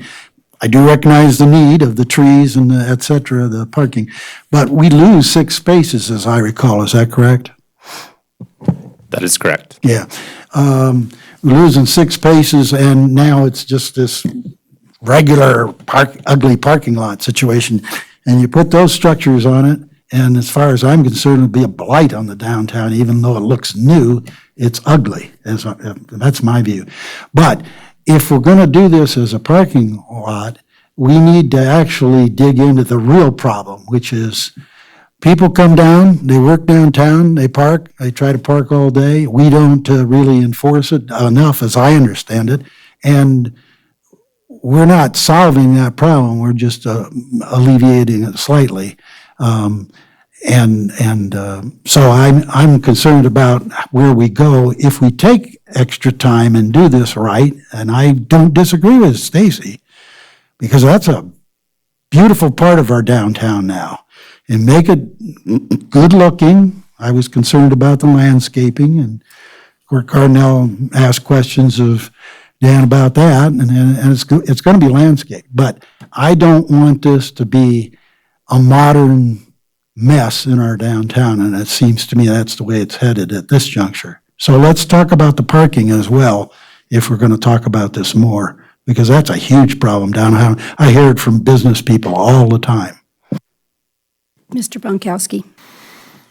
A couple of questions, I think, for you, Dan. This design, I assume that you tried to maximize the replacement parking? Yes, maximize. This was the option that, was the least amount of spaces removed. I do want to point out, we did pick up part of the whole number of spaces. Because we closed off multiple driveways off of Curry, we were able to pick up some on-street parking there as well. So that is included as part of the overall parking count. Right, and I think that you've done the best design job that you could without more direction from us. And I think that that's, the purpose of this item in front of us today is to give you some more direction. I would think that if that direction were to be, can you come up with a design that maybe loses a little more parking? And I understand John's concern. Would you be able to come up with a design that allowed for both events and parking that would be a more attractive design? In other words, could you put the shade structures that you showed that are down at the Greenhouse Garden Center, something similar that's a little more ornamental and maybe arched over a portion of this where parking wouldn't be allowed and would be more of a staged area? It just seems like if we gave you the leeway that you could come up with maybe an appropriate or certainly a much better design that could maybe allow both functions to happen here. Can I add to that? There's next time I'm in Vegas, I'll have to take pictures of it. They have a parking lot in Las Vegas where that it is mostly a parking lot, but they use it for events. And I've been to a couple of things called First Friday, which is a big arts event in Las Vegas. And they have these a few strategically placed rather large poles with shade sails that cover large portions of the parking lot. And the poles don't really impede because they're placed in strategic spots in planters and whatnot.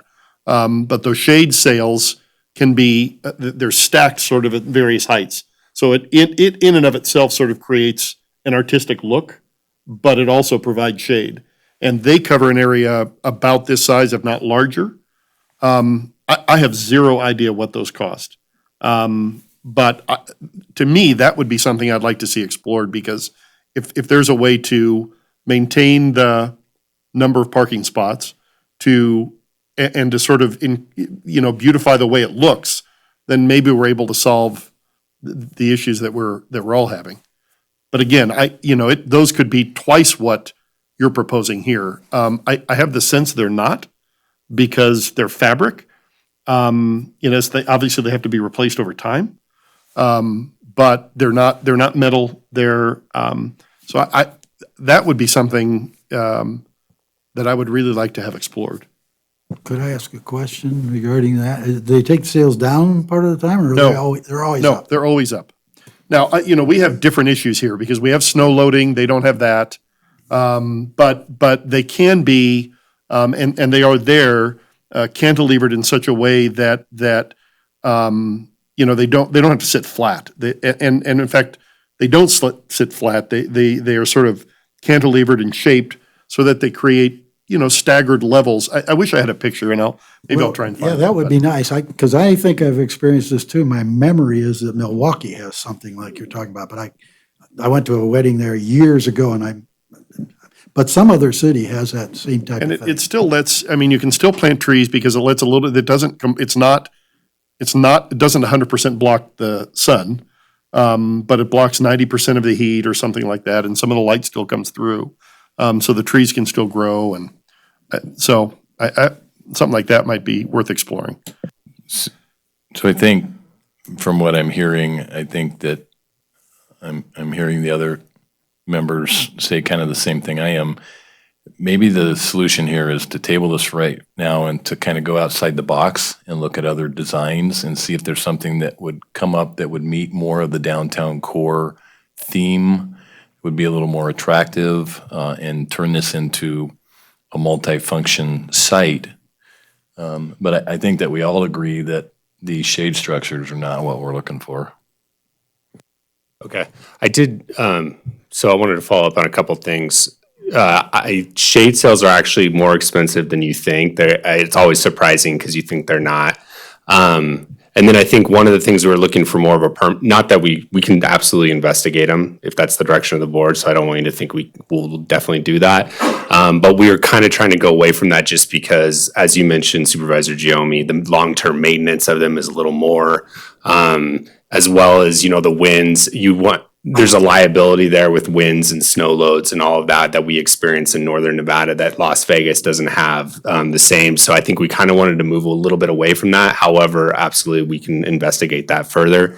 I did want to put up these as well. These are some more, pretty examples, you could say, of some more architectural features.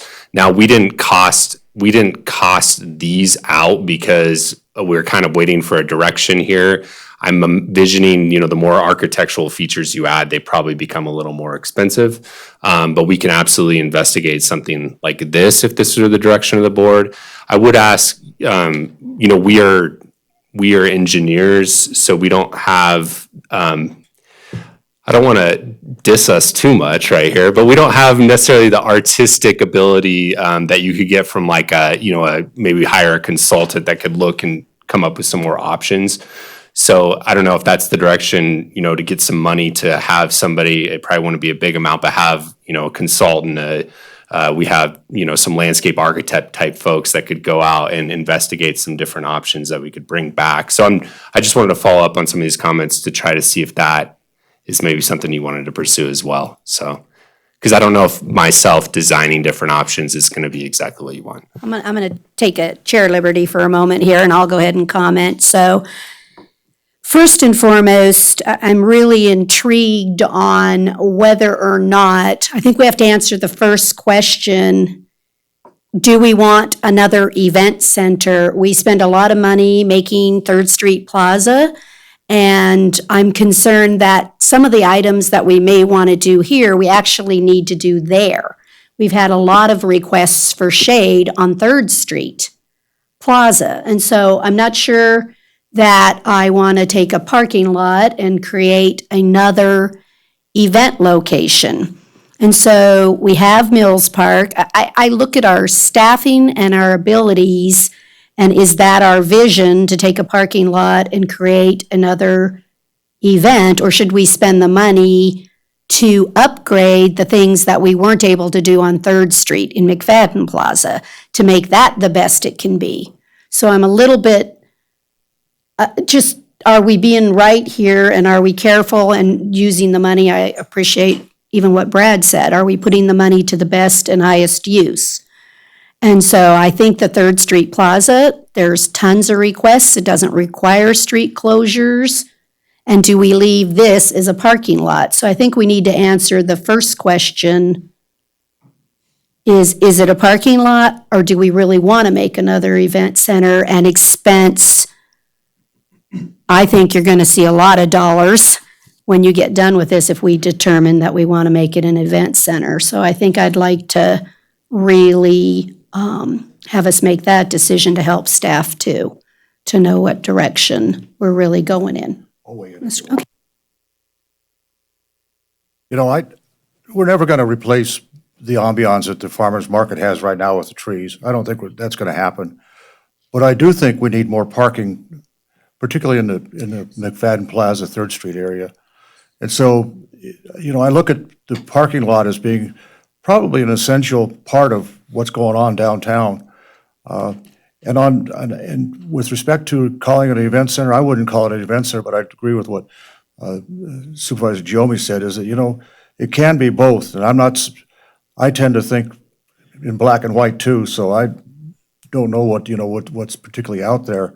But I do think it can be both, and I think it could be fit down there, both. And that area is just going to continue to grow. I think it's going to continue to grow. And so, you know, I'm not opposed to you know, we got to do something with the parking lot. There's no doubt about it. But I think that at the end of the day, there are things we can do on that parking lot that would make it more amenable to having, you know,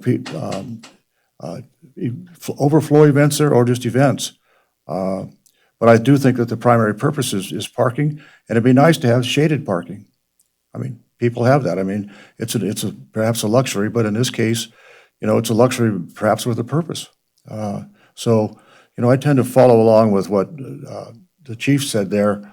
I don't have any difficulty looking at different alternatives, looking outside the box, and I'm sympathetic to what Supervisor Bunkowski said about, you know, other uses for that money. So I'd kind of like to see, you know, is there another high priority use for this money or not? And two, are there other things that we can do on that parking lot that would make it more of an adjunct to McFadden Plaza? So that's my 2 cents. Mr. Barrett? Thank you. I don't disagree totally, although he made the red blue, Barrett made the red blue, I made the hippopotamus elephant. But I would agree with Stacy, and I want that downtown to really sing when we're completely done, which will never be completely done. So consequently, I'd like to look at things for that space. It's a good space, but it will cost more money. And I think we have to either have vision or cut loose and go back to the parking lot and do something else somewhere else with the money. Lee has told us that there will be more money as we go forward, as some of the commitments go off in the next couple of years. So it's in the redevelopment area. It's paid for to a degree by the businesses or the business property owners anyway.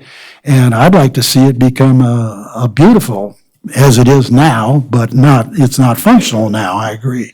So I'm just saying that Lori's points aren't mistaken, because you do have to watch the dollars. Brad's points aren't mistaken, because we might be able to use it better elsewhere and just fix the parking lot for less money. We should investigate this before we make a decision. Anybody else? Mr. Giammi? I mean, I think we can probably agree that the parking lot needs to be paved. So in terms of direction, I don't think there's any question that the parking lot needs to be paved. So we provided that direction. I also don't think there's any question that when you're paving the parking lot, you should, for whatever reason, we're going to use it, we should do electrical improvements in there to allow it to be used for more than just parking. That's what I think in terms of direction, that we could probably agree on, because the electrical is a relatively minor investment as compared to the rest.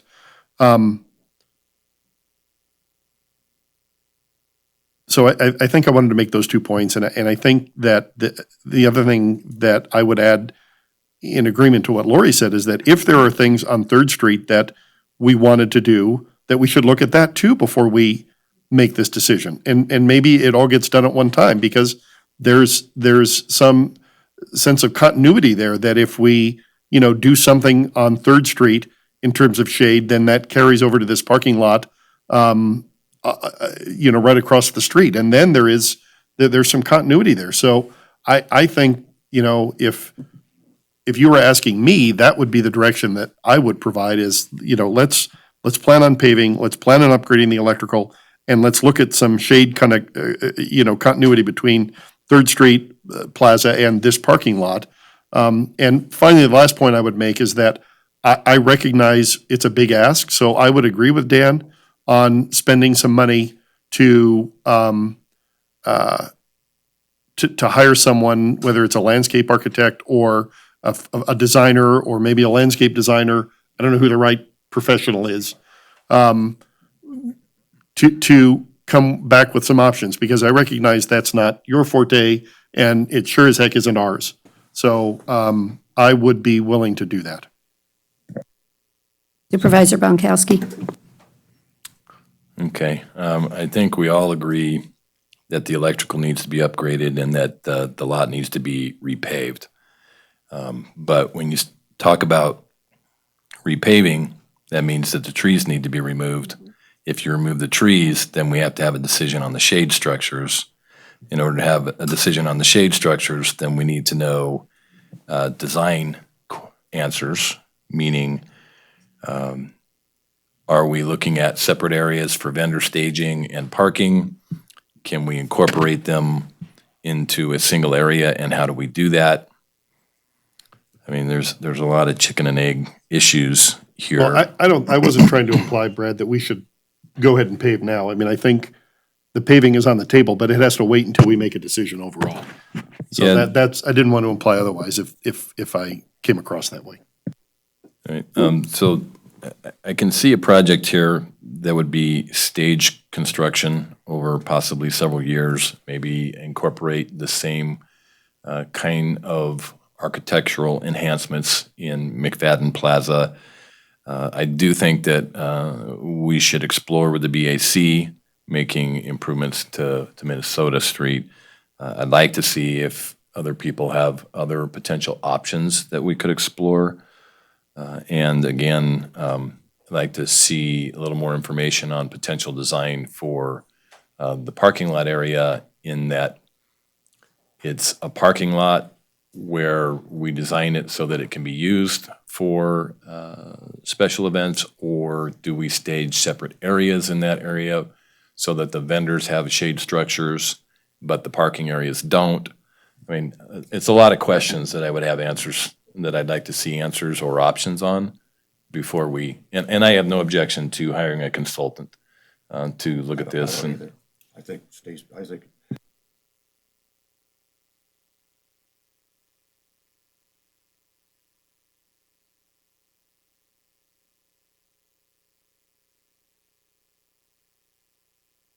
I'm okay with what Supervisor Jones said.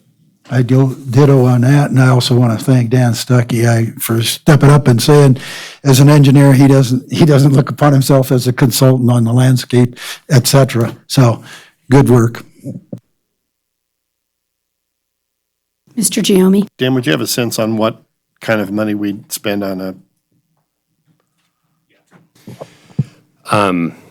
I think probably to come up, I mean, with some conceptual alternatives of a layout, kind of like a plan view that you could view, and maybe some, pictures of kind of what it would look like, maybe 3 options or so. I would think, with some rough cost estimates, I think probably 10,000, I would say. Would you 10 to rather? 15 maybe. Okay. 20. Yeah, that's what I was going to say. Let's, 20. all right, I'm ready to make a motion, but I'll Not. do that. No, we're not. I'm not going to do it. Oh. I'm just telling you, I'm ready to make a motion when you are ready to have one made. Mr. Bonkowski. Yeah, I think for me, it's just paramount that we do it right. I don't think that there's any particular rush to do it today. The trees aren't going to fall down today. If we go through another season with the farmer's market on that site exactly as it looks today, the world isn't going to end. So I think we have time. So let's make sure we do it right, that it's attractive, and that we think it through. So that's one of my primary questions, Mr. Stuckey.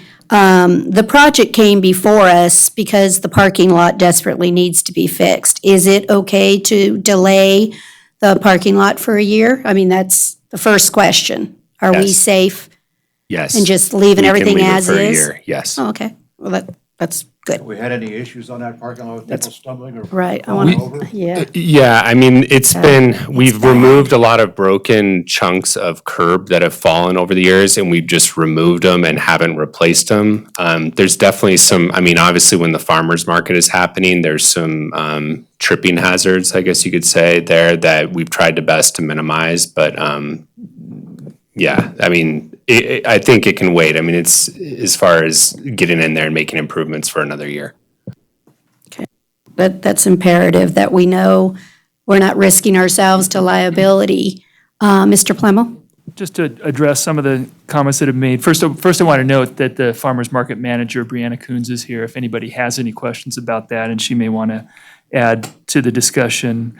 So regarding parking came up, we just learned that the parking study that was done, the document's not coming out until, it'll probably be early January before we get a report to bring back to you on the parking situation.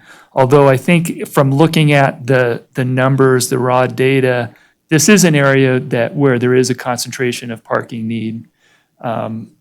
So I think the result is we are going to want to continue to have a parking lot available for at least the workday in this area is what I think the results are going to show in terms of this property in particular. And Dan wanted me to note, you just addressed it, to continue it, because if there's any rehabilitation that needs to go on before the farmer's market starts next year, we need a decision today. Otherwise, we'll look to do it in the following year to get it done. Yeah, I think that's it. And in the discussion and I also do want to point out, because we're talking about the options, I think resurfacing it in its current configuration is also may not be cost effective if there's going to be any consideration of reconfiguring it. You want to reconfigure it when you strip it and resurface the whole thing as well, if you're going to. Mr. Bonkowski? Yeah, one final comment that we haven't discussed yet, and that's the constant conflicts between pedestrians and cars in that area, because there's so much traffic coming in on Saturday mornings and people are stepping out from between parked cars. That's one more reason why I'd really like to explore the BAC option, because that would reduce, I think, many of those conflicts. I'm going to take public comment at this time, so if there's anyone from the public that would like to come and discuss this item. They're not all running up to the table. No. Okay, then I'll bring it back up here. Oh, Ms. Hanneman? State your name for the record, even though I did. Thank you. My name is Ronnie Hanneman, for the record, and I'm here as a member of RAC. And I have to tell you, listening to your conversations and Supervisor Bonkowski, I want you to know it sounded like you were court cardinal. We had the same exact concerns, trying to figure out whether parking or whether it is a event center. It's small enough.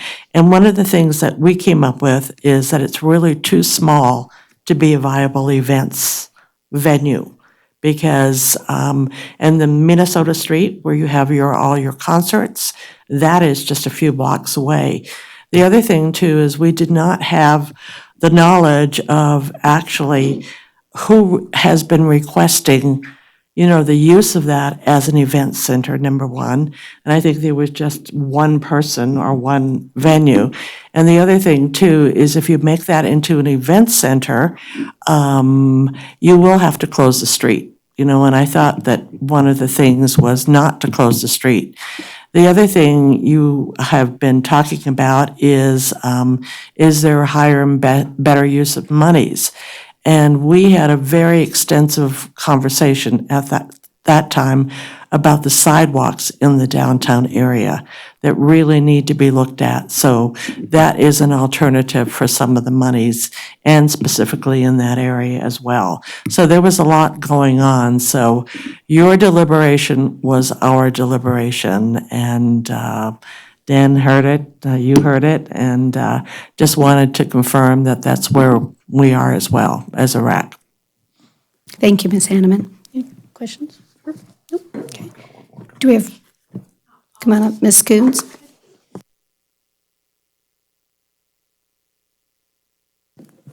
Brianna Coons, Carson Farmers Market Manager. You guys already really hit every point, but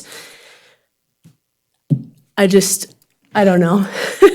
I'm here to support the shade structure. I'm in there probably more than anyone throughout the summer. It's hot down there. The trees do help. We have farmers that have produce that work hard. And we have vendors that have chocolate that will melt. So that little bit of shade does help them to be able to display and promote their business. I also want to put in there, we bring about 30,000 people down being there. We did a survey this year. We also did we did a dot survey, and we do counts every hour to see how many people are in the market. Parking is an issue, yes. At 1 hour I went around count, we have 307 people in our market. Half of them had to probably drive down there, so they had to park somewhere. So I just want to say it's an issue, but they can do it. I know if we did make it into any future event center, Curry Street is dangerous going back and forth to the other businesses, but we are there and we're supporting all those businesses that are there. And I would be afraid of moving the market and supporting no businesses.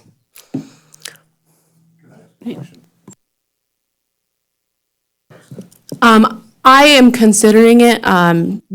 Somebody reached out to me regarding it. I didn't have time to meet with her. They said they would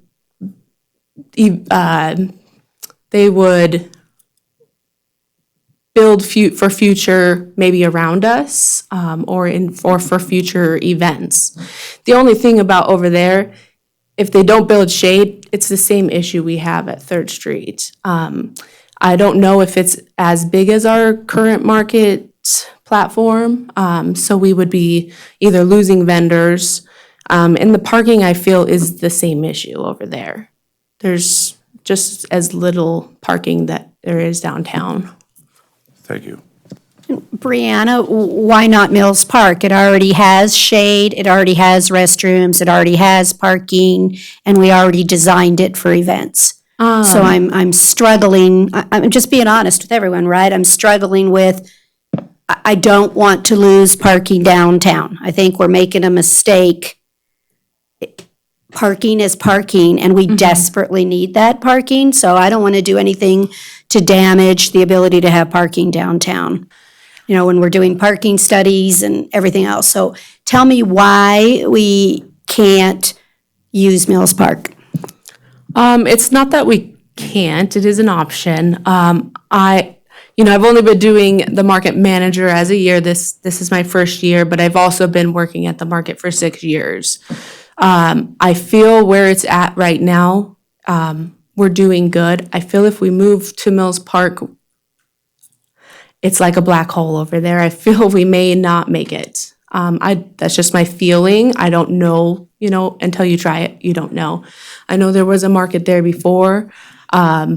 They didn't make it, but I think it was because there was 2 markets at that time. So, I know there is benefits to going over there, but I think there's more benefits maybe staying at where we are, supporting businesses that are nearby, and that, keeping it glorified down there with the market.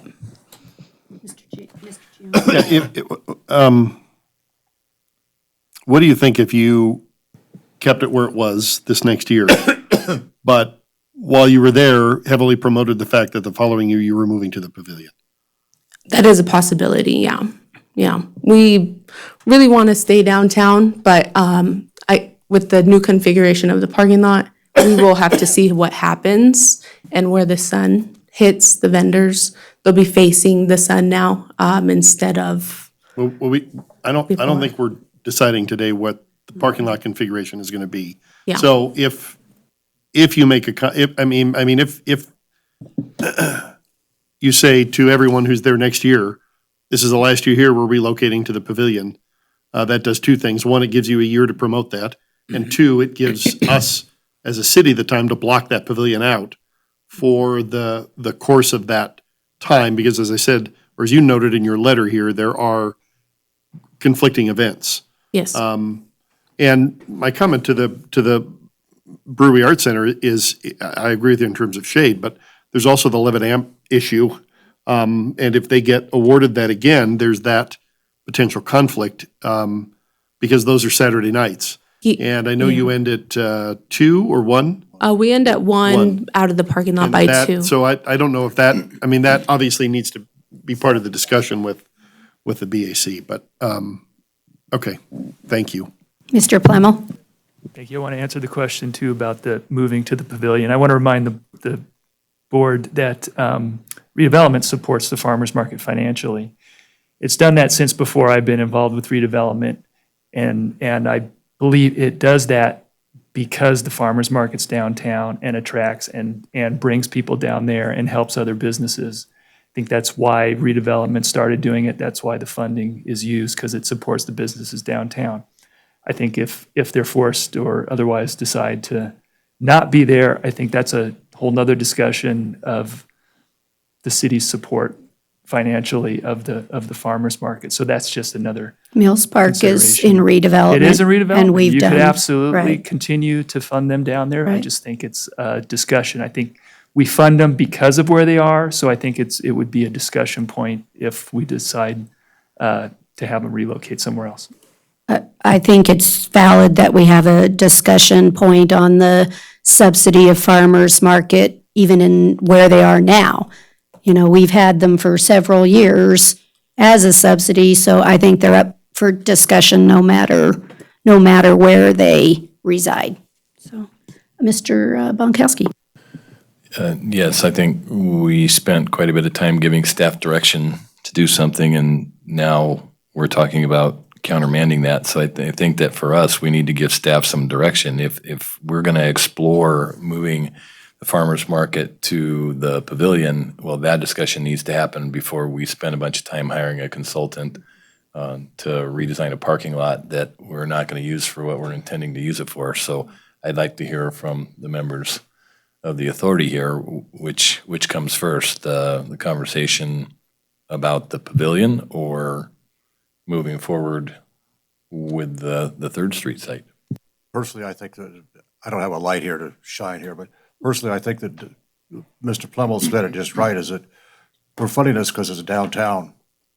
And so, I think moving back out to Mills Park would be not particularly helpful to the farmers market. That's my 2 cents. But I think the Brewery Arts Center is close enough to downtown where you could make that work. But again, we don't own the property, and there are other things going on there. But I do think, going back, we need to replace the parking lot. We need to fix that parking lot, and we could wait a year to do it. We could do that. But, there's nothing wrong with taking a look at having somebody come in, spend some time, spend some consultants' money to say, this is what if you're gonna build a parking lot, fine. If you're gonna really build a parking lot that looks good downtown, you can do these things as well. It might facilitate even more interest in downtown, like shade or some things like that. So that's where I am. I think we ought to focus on downtown. That's where we've been going. That's my 2 cents, so. In my case, I would hate to see the farmer's market leave the downtown. And I think it's better where it is than the BAC, although there are matters there that might produce complications without going into great detail. So personally, that's why I'm back and forth on this, because I see it as a parking lot that you use occasionally for events, and particularly the one we have. And so the problem is that I just hate the shade structures. I hate them. I don't think you can give me a good one, but if you can, wonderful, because I know they need the shade. So that's where I am. So I think we need to look where we're headed, where we've already talked about heading. But I agree with the mayor that moving the farmer's market isn't probably the best idea. It's a good event for downtown, as Brianna said. It brings a lot of people down there on Saturdays.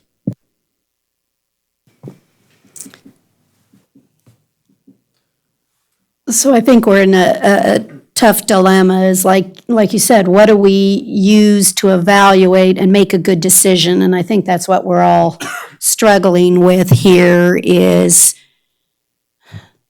so I'm just going to start with, I think it's too small for an event center. I think that the farmer's market is doing nothing but growing, and you're restricted in that growth because of the location that you're in, because you're using a parking lot.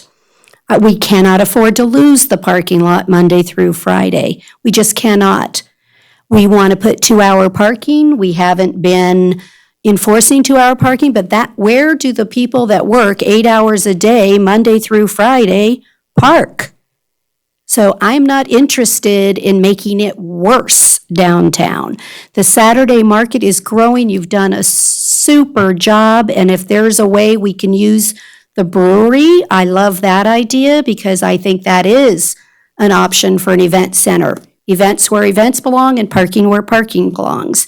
Because when you have the farmer's market, you take all that parking out. We lose all 180, whatever the spots are, 90 spots, whatever. So I see the danger in what I watch on Curry Street during the farmer's market. And I want you to be able to grow it.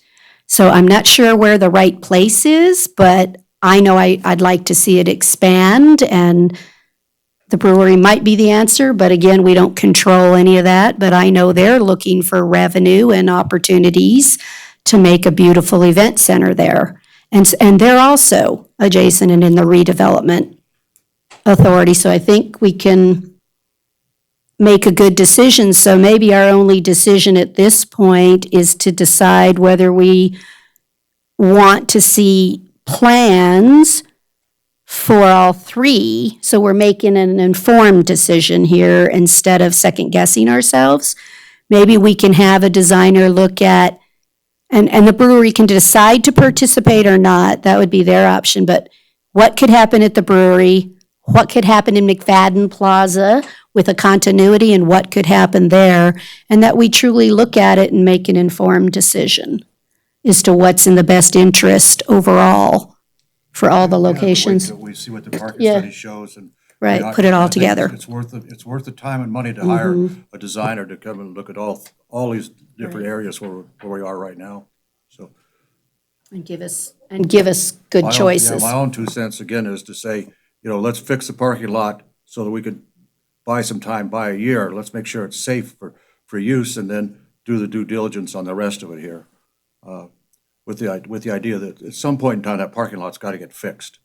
I mean, the trees are going to come down, and that's got to happen, because as Supervisor Bagwell said, that's an important parking is an important part of downtown. So we need to do that. But I think, we could spend some money to have somebody take a look at the areas around town in consultation with the farmers market folks to say, can these work? Does this satisfy you for growth? And let's see what they come up with. I mean, I think Dan and the planning commission have done, a good first step on showing us some stuff that's out there. But, let's take it one step further and see what we got. That's So we could do a couple options here today. We could table this item and have you bring back a proposal to hire a professional to give us sample drawings. Is that the better direction we would like to go?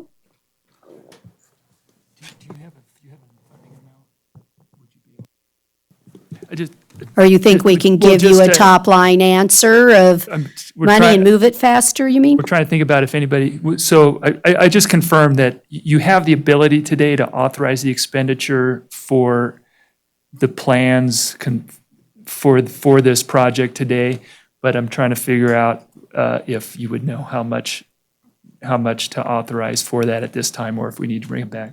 Yeah. I didn't understand that. I'm sorry.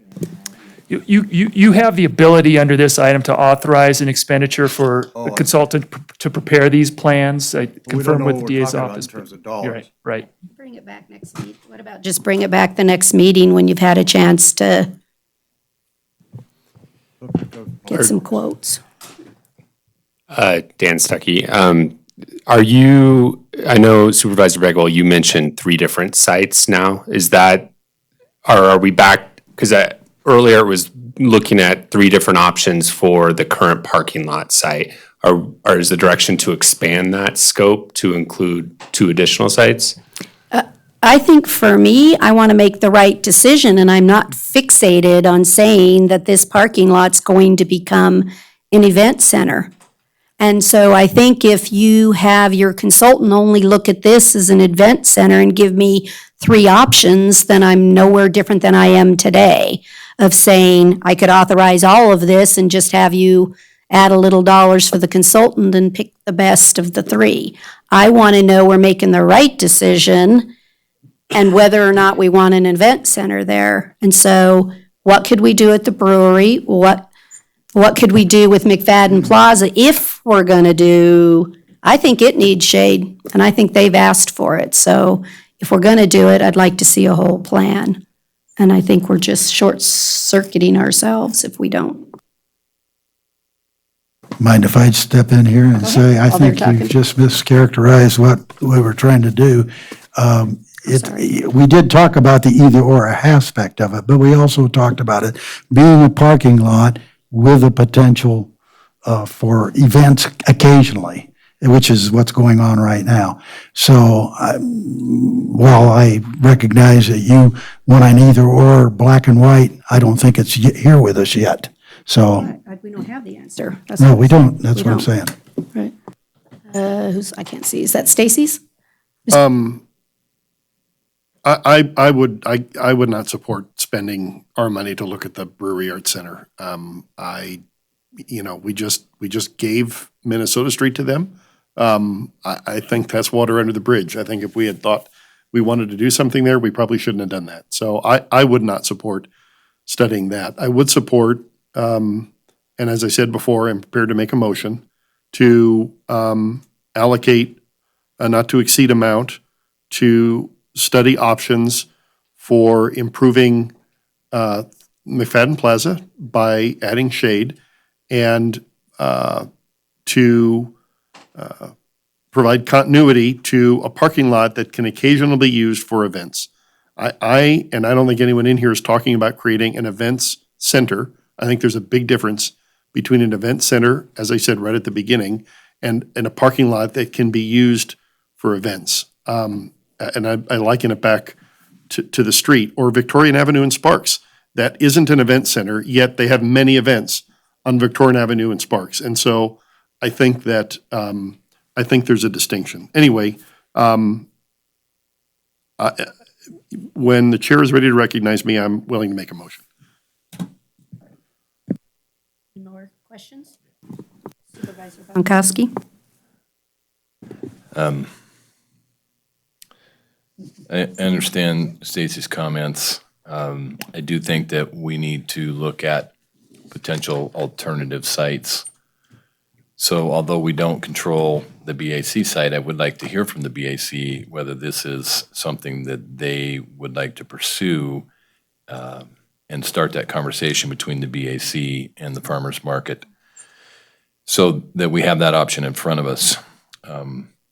I have real concerns about spending $500,000 on enhancing a parking lot so that we can have an occasional event.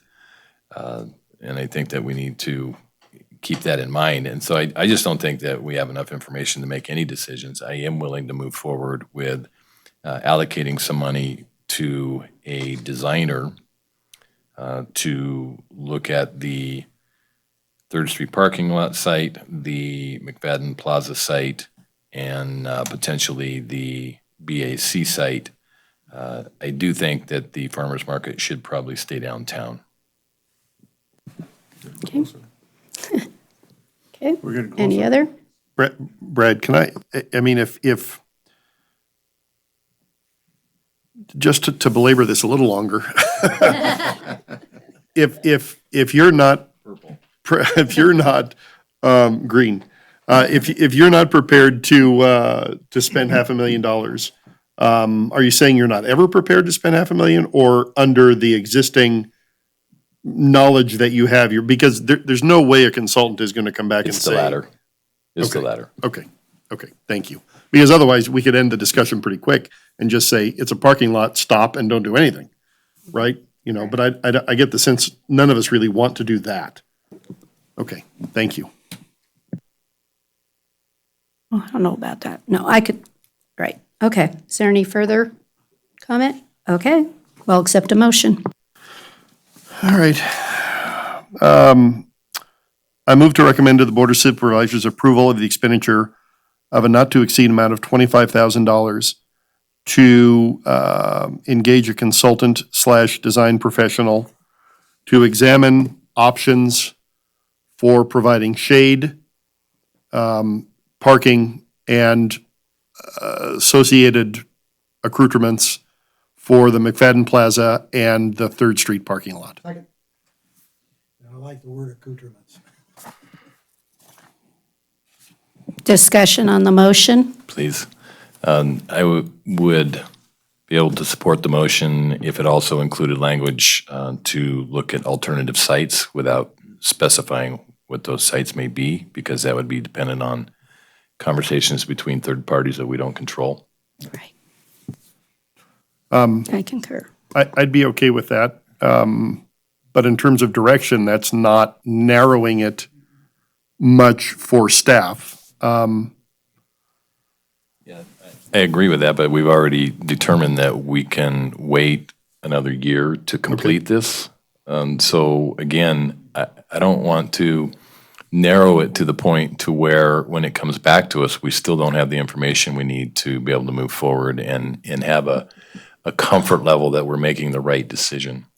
So would an amendment be better said that the expenditure of funds would occur after a determination is made if there are alternative sites? Okay, does everyone understand the motion? Tamar, you guys get it? You don't understand? Or you don't like it? Dan's He's going to say both. Let's. I think, if I'm understanding correctly, I think the 25K, I think everybody was comfortable with that for McFadden and 3rd Street parking lot Yes. to look at some conceptual alternatives, bring back something with some options, And right? I think what we're saying is, before you expend those funds, let's engage the Brewery Arts Center in a discussion to see if they have an interest. And let's, from a staff's perspective, see if there are other alternatives in the immediate area that could also be considered. But Does the Brewery Arts Center need to have an interest in paying for their design work? Because I suspect they would be happy for you to pay for design options. Well, That handles farmer's market. their whole, I don't know. You know what? I'm going to stick with my original motion. If it gets voted down, then someone can give it a shot. But I'm going to stick with my original motion. It's two. I don't know how to give you guys direction to do what Supervisor Budkowski is asking you to do. So my motion stands without any amendment. expenditure of money, Lee, just as a clarification. Is this one later on the agenda when it gets to the Board of Supervisors? Does this require a 2/3 to be able to expense money? It does Okay. require 2/3. And Just want to remind. you know, I don't know if this helps, but I think even in look, I think we have clear direction to explore the alternatives. I think if you could, it's going to cost, if it's going to cost this much money to explore the alternatives for this location, as the motion states, that doesn't prevent you from not moving forward with the project pending that further evaluation and design work and possibilities at other locations. I think ultimately, if you're going to want to make a decision, you're going to want to see conceptuals for various locations. So certainly, this first piece of work can begin because it's on property we control. Before a project comes back, we would certainly have to have these conversations with the Brewery Arts Center, possibly others, and have those to you. But I think at least this action would get us as far as knowing what the alternatives are for this site.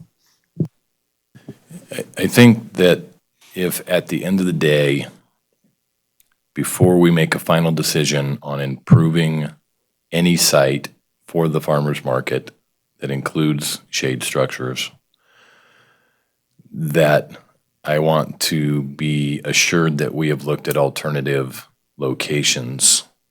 And if I can get that assurance, then I can support this. So in other words, that, to me, that means starting a conversation between the BAC and the farmer's market and the city. And if the BAC says that they're not interested, end the conversation. If they say they are, then let's explore it. If there is another alternative location that somebody comes up with, let's explore it. Before we make a final decision and spend $500,000, I want to know that we have looked at all possibilities and that we're making the right decision.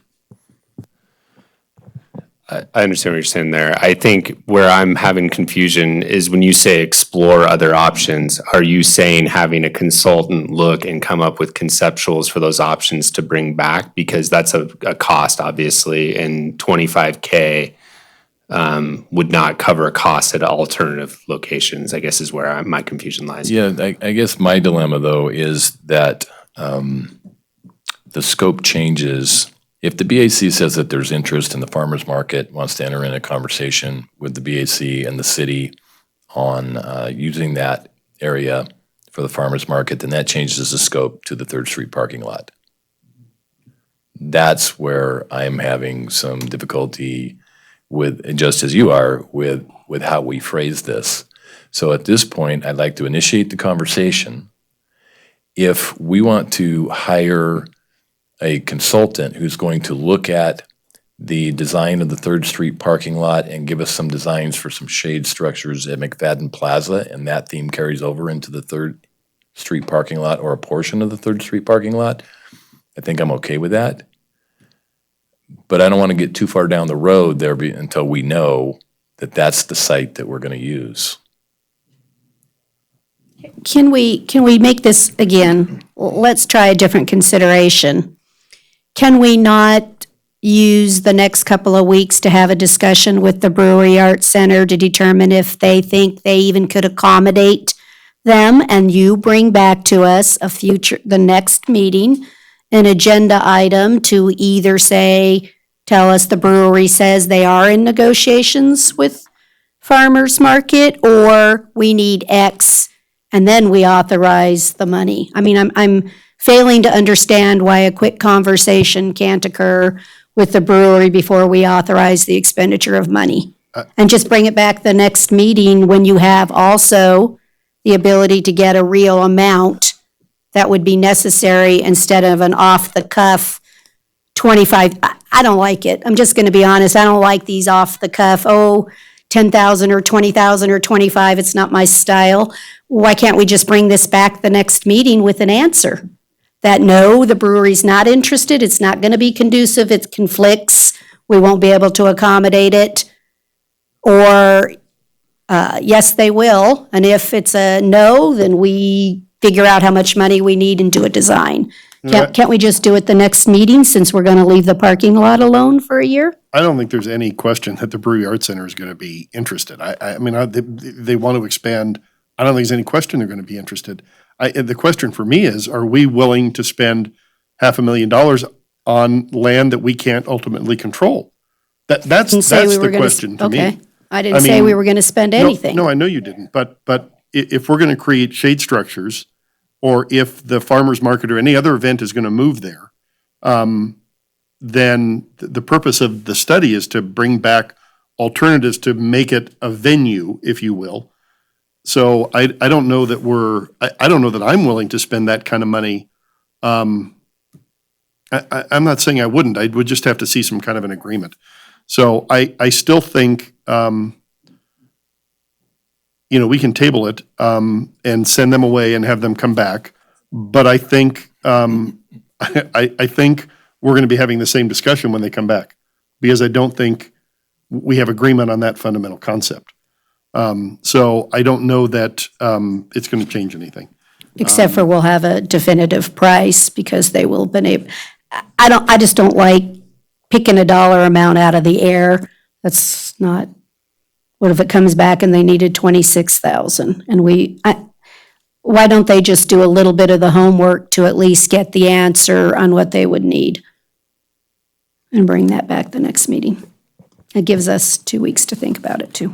Madam Chair, your argument has some merit, but I would say that there's a motion on the floor, and unless you're prepared to not have a vote on it, that we need to vote. Or to ask the mover to remove it. Withdraw, right. That's up to him. If he does not withdraw it, there's a motion and a second, but we're on discussion. And I'm more than willing to just take a vote.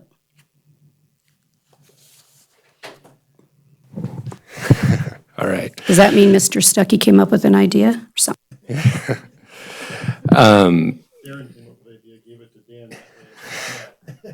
Dan's fault. Yeah, if it's a good idea, it's all me. If it's bad, it's Dan. No, I'm just kidding. So I think what I'm hearing, and I'll just throw this out there. After this meeting, per the direction of the board, we talk with BAC.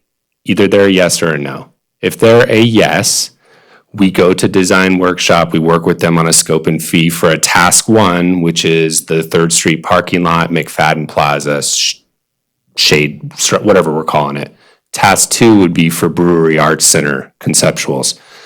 We bring that back. At that point, the board can make a decision. If they don't like the Brewery Arts Center option, don't approve task 2, just move forward with task 1, or don't move forward with any of them, but at least gives you that option to move forward with that.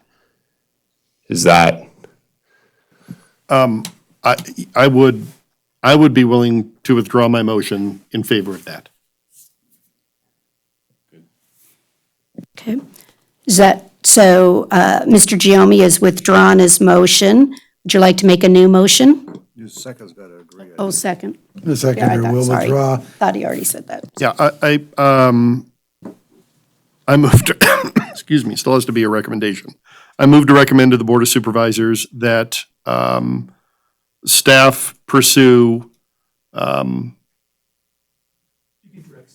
We could just direct, because there's we don't have to go to the Board of Supervisors, it's just a direct. So to direct staff to come back with a plan to explore McFadden Plaza and the 3rd Street parking garage as one item, and the Brewery Arts Center as a second alternative.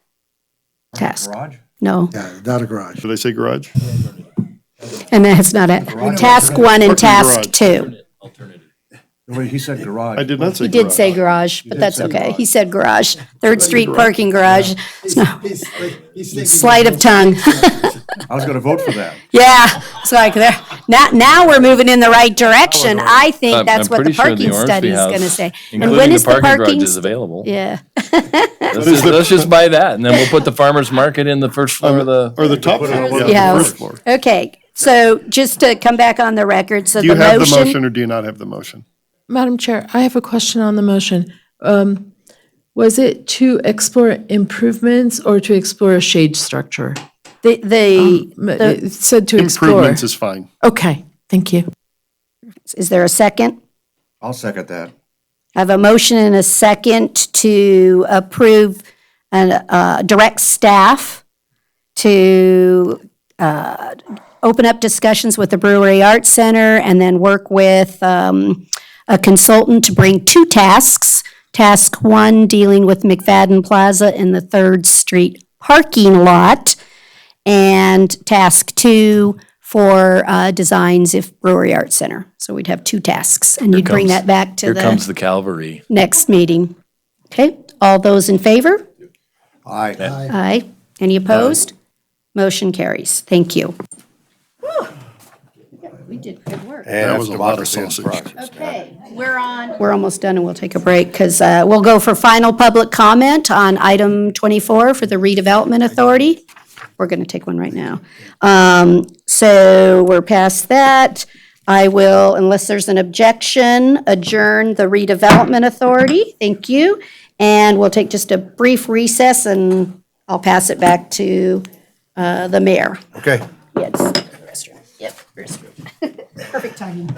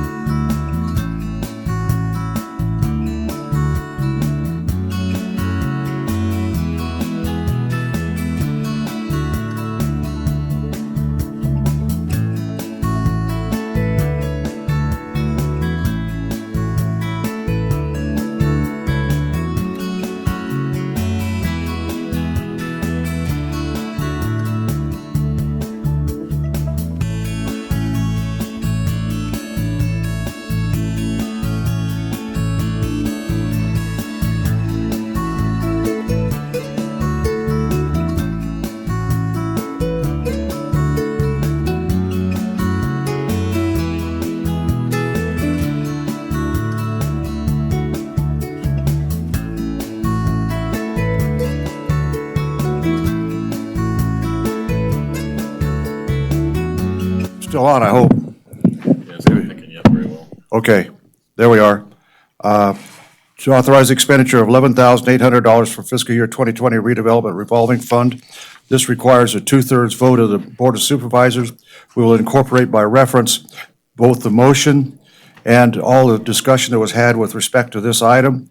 Are there further discussions with respect to the expenditure of $11,800 for the Children's Museum? Anybody? They will entertain a motion to approve. I move to approve resolution number 2019 R33 as incorporated into the record. There's a motion and a second on the motion. Further discussion? Public discussion? Hearing none, all in favor signify by saying aye. Aye. Passed unanimous, met the 2/3 requirement. We are now going to, we'll skip over item 27 Bravo. Staff's going to come back on that one. We'll now take up item 27 Echo. This is, where am I here? Maybe I'm all. 2 pages. 2 pages. Yeah, Charlie, okay.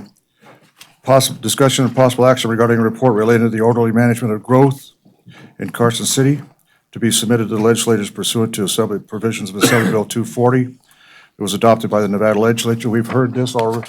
We've heard the growth management ordinance before. So what you're asking for is to use that as the tool to go to comply with AB 240. Is that correct?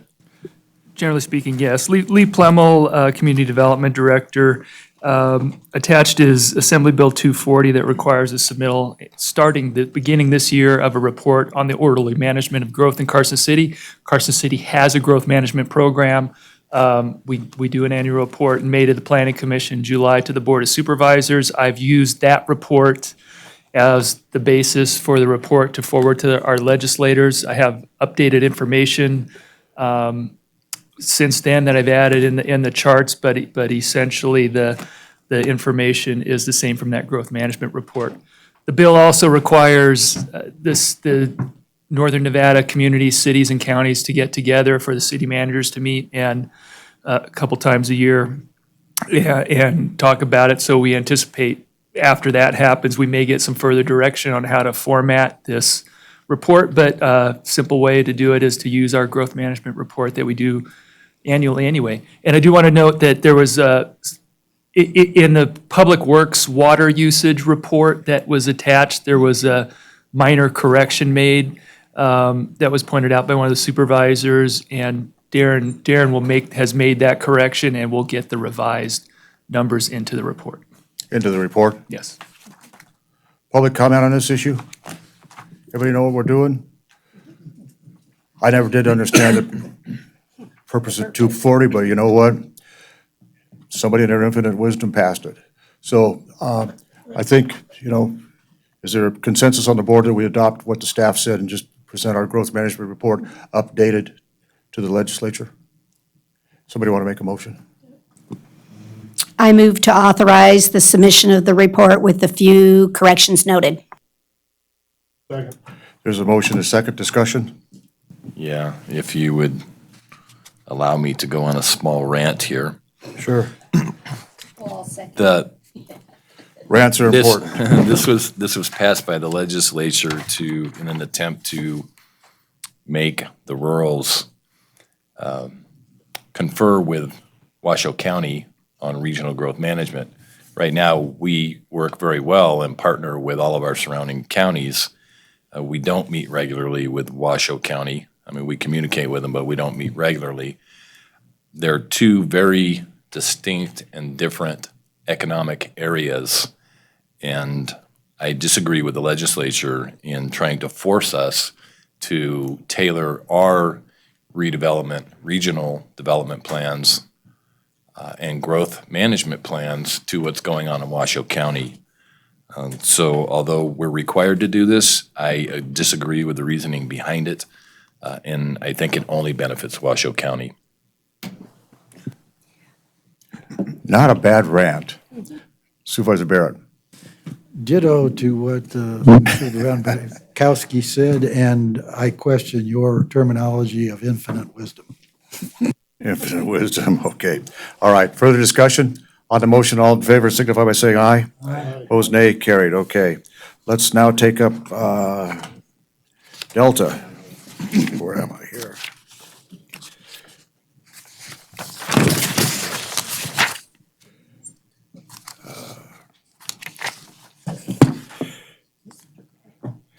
Okay, this is 27 Delta's discussion of possible action regarding the master plan annual report from the Planning Commission. Mr. Plemmel? Thank you. And again, Lee Plemmel, Community Development. State law requires the Planning Commission to annually make recommendations to the Board of Supervisors regarding the implementation of the master plan. And they meet, we bring a report to them every November to forward to you, and we usually bring it to you in December or January, depending on how your meetings fall. But that's the purpose of the report. Gives us an opportunity to discuss the master plan. The report is attached. It includes, our master plan was adopted in 2006. It includes a lot of action items that were identified at that time, many of which have been completed that were specific actions, many of which are ongoing policy actions. And you have a little bit of just some of the highlights in the report that's attached to you from various departments of the activities that have been occurring in the last year and in prior years regarding those activities. I'll just highlight a couple of points for the general public that may be looking at this. So our master plan is a policy document. Again, it was adopted in 2006. It has a land use plan that would accommodate a population of up to around 75,000 to 80,000 people, plus our other industrial and commercial areas. We have recently done a water capacity analysis and land use analysis that have verified that if we built out under those current land uses, we would not exceed that population pending under the current land uses, assuming we don't change the land uses that are in there and the zoning and increase the zoning density.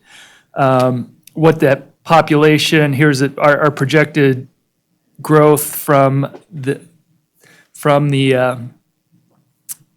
state demographer's projected growth is on the black line there, which his projections go out. I think that's 20 years. Those are very recent draft projections that are lower than they were the last time he did the projections. So he's pretty bearish on the economy. Those are basically. I talked to the state demographer on those, and the reason that it's relatively flat is because of the statewide economic projections. When the state demographer does projections, half of the growth is jobs related, half is housing count related. And they takes those two numbers and average those out, and you get that. So I'm not sure what the economic report is that's resulting in that, but that was the explanation of that I got from the state Lee, demographer. If you were to go back, how close? Who's been closer historically? I mean, do you know that? I mean, you may not know the answer to that, and if you don't, that's fine. But I would like, at some point, I would like to know that, because there's quite a disparate, range there between even our low projection and the demographer's projection. Right. And I don't know how far back. I mean, you could see. So if you look on that graph that's on the screen there, the labeled vertical line is 2018, which was the last certified population. Actually, there's draft numbers for 2019 now, but 2018 was the last certified population. So anything before that are actual estimates from the demographer, sprinkled in every 10 years with the census count. So you can see that, at least from the demographer's annual estimates, that because there was a time when, according to those estimates, Carson City lost population, and that is because of the jobs component of that. Well, you're saying estimates, but it's actual. No, he doesn't count people every year. It is an actual estimate. There's every 10 years, there's a census. So every 10 years it gets trued up. Yeah, no, I get that. But they are the certified That's what I meant. population Yes, estimates that's what I meant. Yes, thank you. for each year. So you can see that they go down, and so on an average, who's been closer? I do have to go back and look, but I think if you look at that, you could see for yourself. We've had projections from the demographer in the past that are that much above our line on any given year. When Tesla was talking about going in, the projections were that much above the line in growth, and we've kind of stayed there. So if you look at what's happened over the last 5 or 6 years, I think our line follows the average better, but it's just curious. The demographer has a very tough job because he's for sure going to be wrong, because there's probably not going to be 56,724 people next year. Right. I got it. Thank you. Just continue on a little bit of growth trends, and using this again, talking about the date of adoption of the master plan, kind of placed there on our residential permits that have been issued over the last 30 years or so.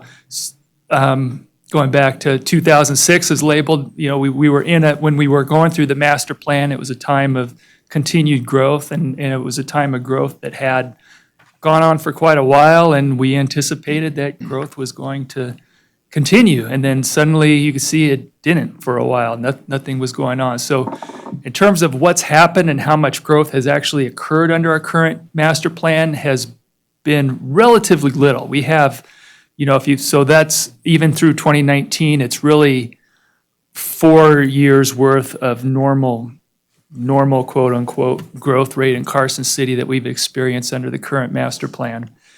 Not to say some of the policies again are more than 10 years old, and if we could go back and look at those, I think we would certainly change some things now. I think that's something we need to consider soon.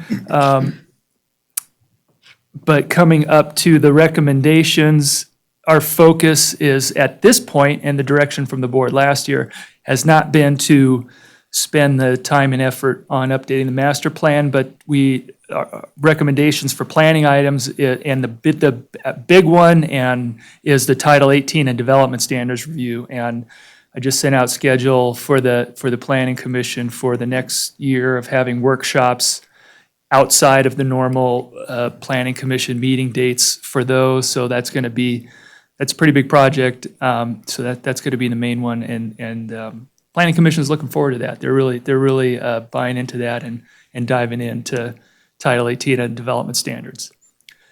Also in the next year, as I mentioned, the water capacity analysis, we want to link that to individual on the project level review as we bring forward projects, subdivision, master plan amendment, zone changes.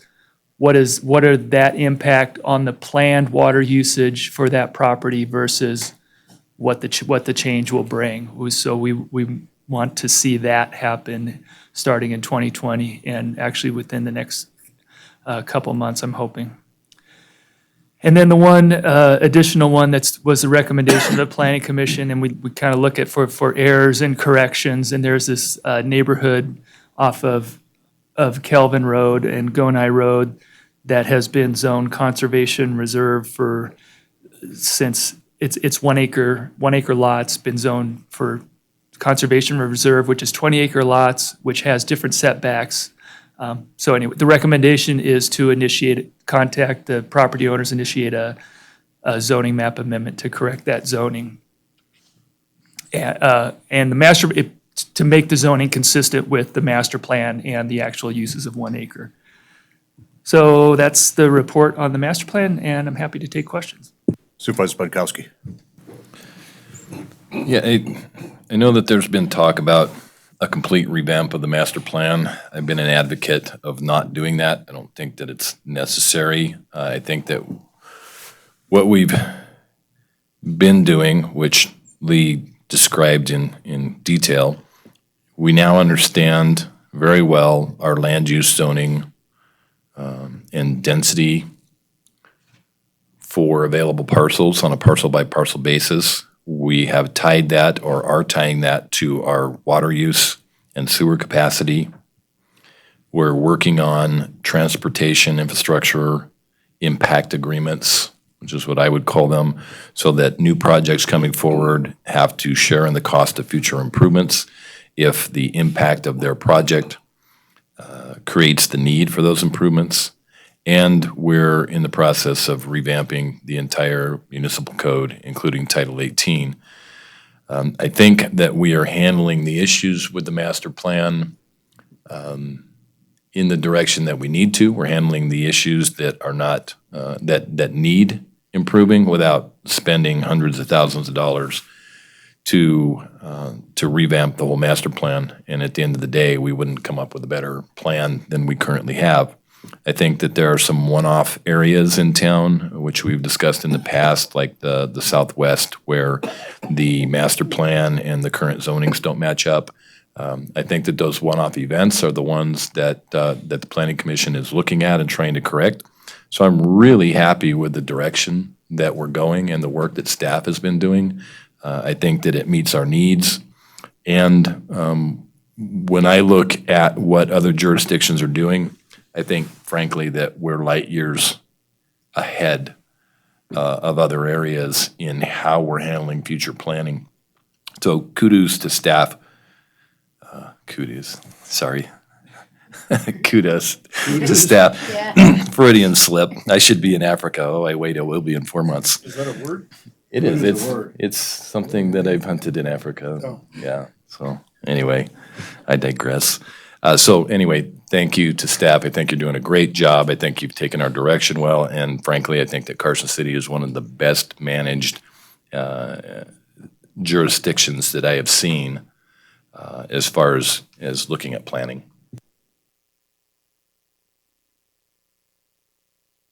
Thank you, Mr. Mayor.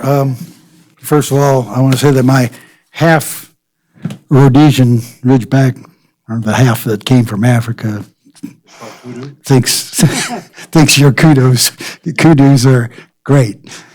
Secondly, as everyone already knows, I don't necessarily agree with Brad on all of this, although I agree with most of what he said, because we are a well-managed community. We do have a good master plan. But I really am an advocate over time of having that process done every 10 to 15 years. And I recognize, as Brad has said before, that we had a 5-year hole in the donut when we didn't have anything because of a recession. But the truth of the matter is that I'd like to see a master plan done sometime in my lifetime, and I probably am closing faster on not being in my lifetime than most people around here.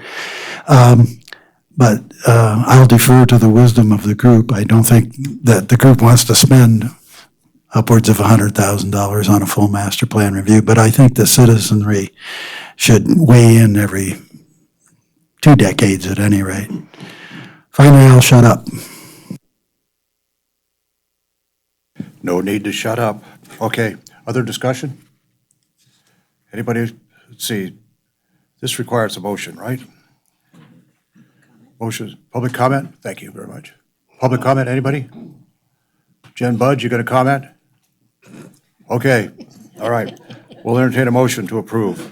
I move to accept the master plan report from the Planning Commission. Second. There's a motion and a second on the motion. Discussion? Hearing and seeing none, all in favor signify by saying aye. Aye. Opposed, nay, carried. Okay, let's take up 27 Echo. This is authorization for Community Development Director to waive a late penalty fee on business license fee not paid by January 15th, 2020 if the license fee is paid by February 15th, 2020. Hope, you want to tell us why you want to do this? Thank you, Mayor. Hope Sullivan, Planning Manager. In November 2019, we migrated from HPE software, which is no longer supported, to InterGov. We held off on sending out renewal notices for business licenses because we wanted to improve the customer interface or the portal to make it user-friendly. The renewal process will involve the businesses setting up online accounts. This is one time only, but they'll need to set up the online account with the new system and providing updated data. So procedurally, we're going to receive the updated data from the business, prepare the invoice based on this updated data, send the invoice electronically, and then they pay. So it's a little bit of a process. The positive is we're going to get updated data on all our businesses, which is positive, but it's going to be a lot more effort on the part of the businesses and the staff to achieve these renewals. So typically, renewal notices would have gone out right after Thanksgiving. We're prepared to get them out before Christmas. But given we're a little later than usual reminding people, and given the effort that's going to be involved in the renewals, we'd like to build in an extra 30 days before people realize any penalties. So that's the background in our recommendation. Thank you. I just wanted to make sure, is 30 days righteously enough? I mean, should we give them a little bit more time?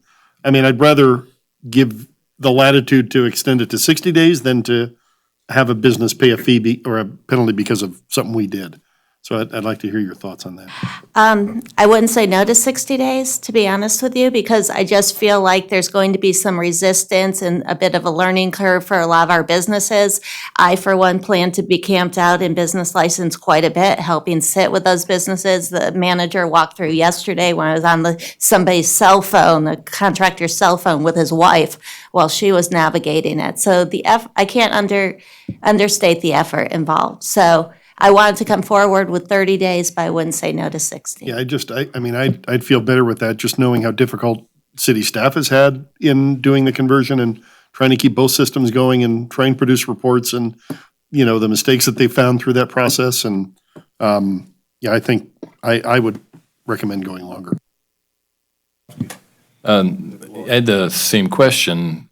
My concern is that this requires all businesses to go online and create an account, and that just isn't going to happen. Like, there's going to be a lot of businesses that just are not plugged in, and they're just not going to do it. And so I don't think 30 days is enough. I think 60 days may not be enough, but at least we can start with the 60 days. But I think that that's going to be the biggest issue, is not that staff won't be ready and be willing to help people through this process. It's going to be getting people to actually go online and set up the account. So I'm truly wondering if not giving you a date deadline would be better to say that within your discretion to waive it based on evidence presented. So if you had a business that tried and and you're working with them to set it up and you can't get it done, you could waive that guy versus just saying, I'm not going to bother to do it because I'm not going to do it online. So I wonder if maybe we give you the 60 days, but also give you the authority to waive. Do you see what I'm saying there? That there may be cases, and I hate to have you bring them back to us and say, oops, we should waive so-and-so because he really did try and his application bombed and it failed and the computer system went down. So I'd like us to consider giving staff the authority to make the right decision here, especially this year of implementation. Just instead of us trying to do the finite answer, I'd rather give staff that authority. Okay. Don't know if we have I don't know. We'll see how that goes here. I think sometimes, that puts you in an odd position to do those things, but because you got to make those judgment calls, and then you're the front line. It gets, if you do one thing for one person and not another for another one, you got a problem. But I'm okay with, these are extraordinary circumstances, so I'm okay with doing that. All right. Public comment? Board? Somebody want to make a motion? Go. I move to approve a waiver of the late penalty at the discretion of are you the chief, the head, director of community development? So if you need 30 days, you need 60, you need whatever, you can get it. Whatever you feel is right. Second for discussion. Second for discussion. Are you guys okay with it? It seems a little broad. Yeah, I mean, I generally, because this is a one-time, we're implementing it, I'm kind of looking over to Dan see if, they're comfortable with it. I would say certainly generally, if this was being written into code, that this broad discretion is not a good idea, but I certainly understand the issue, if somebody, if there's good effort to come into compliance and for circumstances can't make it in time, that's a reason for a waiver in this case. I would like to add, just for clarification purposes, for 2020 only licenses, right? And my comment would be is that I would be more comfortable if we set an end date to that, because otherwise it gives Lee the discretion through all of 2020. And I'm not sure we really want to do that. It shouldn't. It's only for a renewal, not a new license. I get it, but you're also extending it for the entire year. And I'm not sure that, let's run it to the end of the fiscal year, for instance, to June 30th. It seems like that should be sufficient enough time for them to reach out and to, if after that point, people are not doing it, then they're just not doing it because they don't want to, Okay, we've got a motion. I don't know if there's a second, but we're on discussion. There was a second, yeah. Yeah, I haven't continued my second yet. I think that the guiding principle here should be that our change of a software platform shouldn't become an income or revenue generator. That, we need to be very generous with our ability to work with people and not charge them fees when we created the problem in the first place. I would be more comfortable, as Stacy suggested, just authorizing this through the end of the fiscal year. I suppose they could, I'm already going to make a bet that the implementation's not going to go well for 30 or 60 days. I've done lots and lots of implementations. I have great faith in all of you, but I could live with June 30th because you could always come back, right? If it's not going well, they could always come back and ask us for more time. I suppose that would work too. You're the motion maker. Okay, so I got some other discussions here. John, Supervisor Barrett. Thank you. This goes to my concern about vendors, but we won't get into that. I would say, though, that Lee's point is kind of well taken, or at least the way I took it is, he likes the discretion, but he wants a line. So I'd say go 90 days for a year and then waive after that if you really think somebody's tried. Because, but I do think you'd like to have a line. Okay. Do you want a line? We need a line, so, but let's try this. Somebody try a motion that says the line, but set the line at the end of the fiscal year, June 30th, and go from there, and that way we don't have to argue about it when we go down the road. We need to withdraw the current Yes. motion. Withdraw the motion. I'll withdraw my motion. Okay. And All I right. never seconded it. Oh, I thought you said I second for never discussion. continued. I Okay. did, but I didn't continue my second one. The motion's been withdrawn, and Supervisor Bagwell made. Let's now entertain an additional motion. Somebody want to do that? Lori, you want to do it? Okay. I move to approve, I move to approve a waiver of the late penalty through June 30th, 2020. Is there a second? Second. There's a second, silent second? No, I said second. Okay, second. All right. Further discussion on the motion? Hearing none, all in favor signify by saying aye. Aye. Opposed, nay? Good, okay. Back. All right, June 30th, it is. All right, we're now on the concluding items for Board of Supervisors. Non-action items, anybody got anything? Yeah. Excuse me.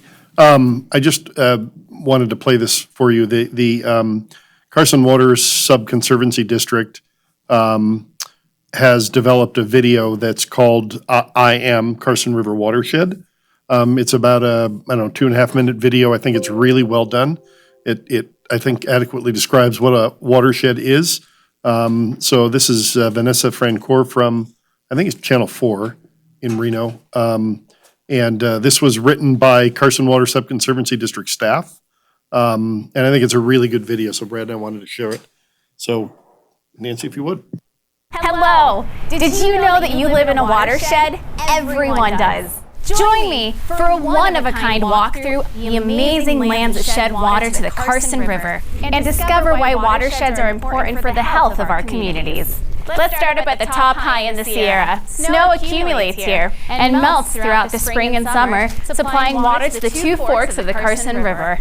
A flycaster's dream, the West Fork flows through the beautiful meadows of Hope Valley, while the East Fork rushes from the iceberg wilderness, creating a whitewater rafter's paradise. Both floodplain and meadows act like large sponges, soaking up spring runoff, capturing floodwaters, filtering pollutants, and recharging groundwater, our main source of drinking water. Near historic Genoa, the two forks of the river meet in the large floodplain of the Carson Valley. Here, the river's water is the lifeblood of the ranching and farming communities. While most rivers flow to the ocean, the Carson River flows through desert canyons and cottonwood galleries, terminating here in the Carson Sink. Smaller creeks from the surrounding ranges also contribute water to the Carson River. As rain, snow melt, or irrigation runs off the land, it can pick up pollutants as it travels towards the river. This polluted runoff is the #1 impact to water quality in our watershed.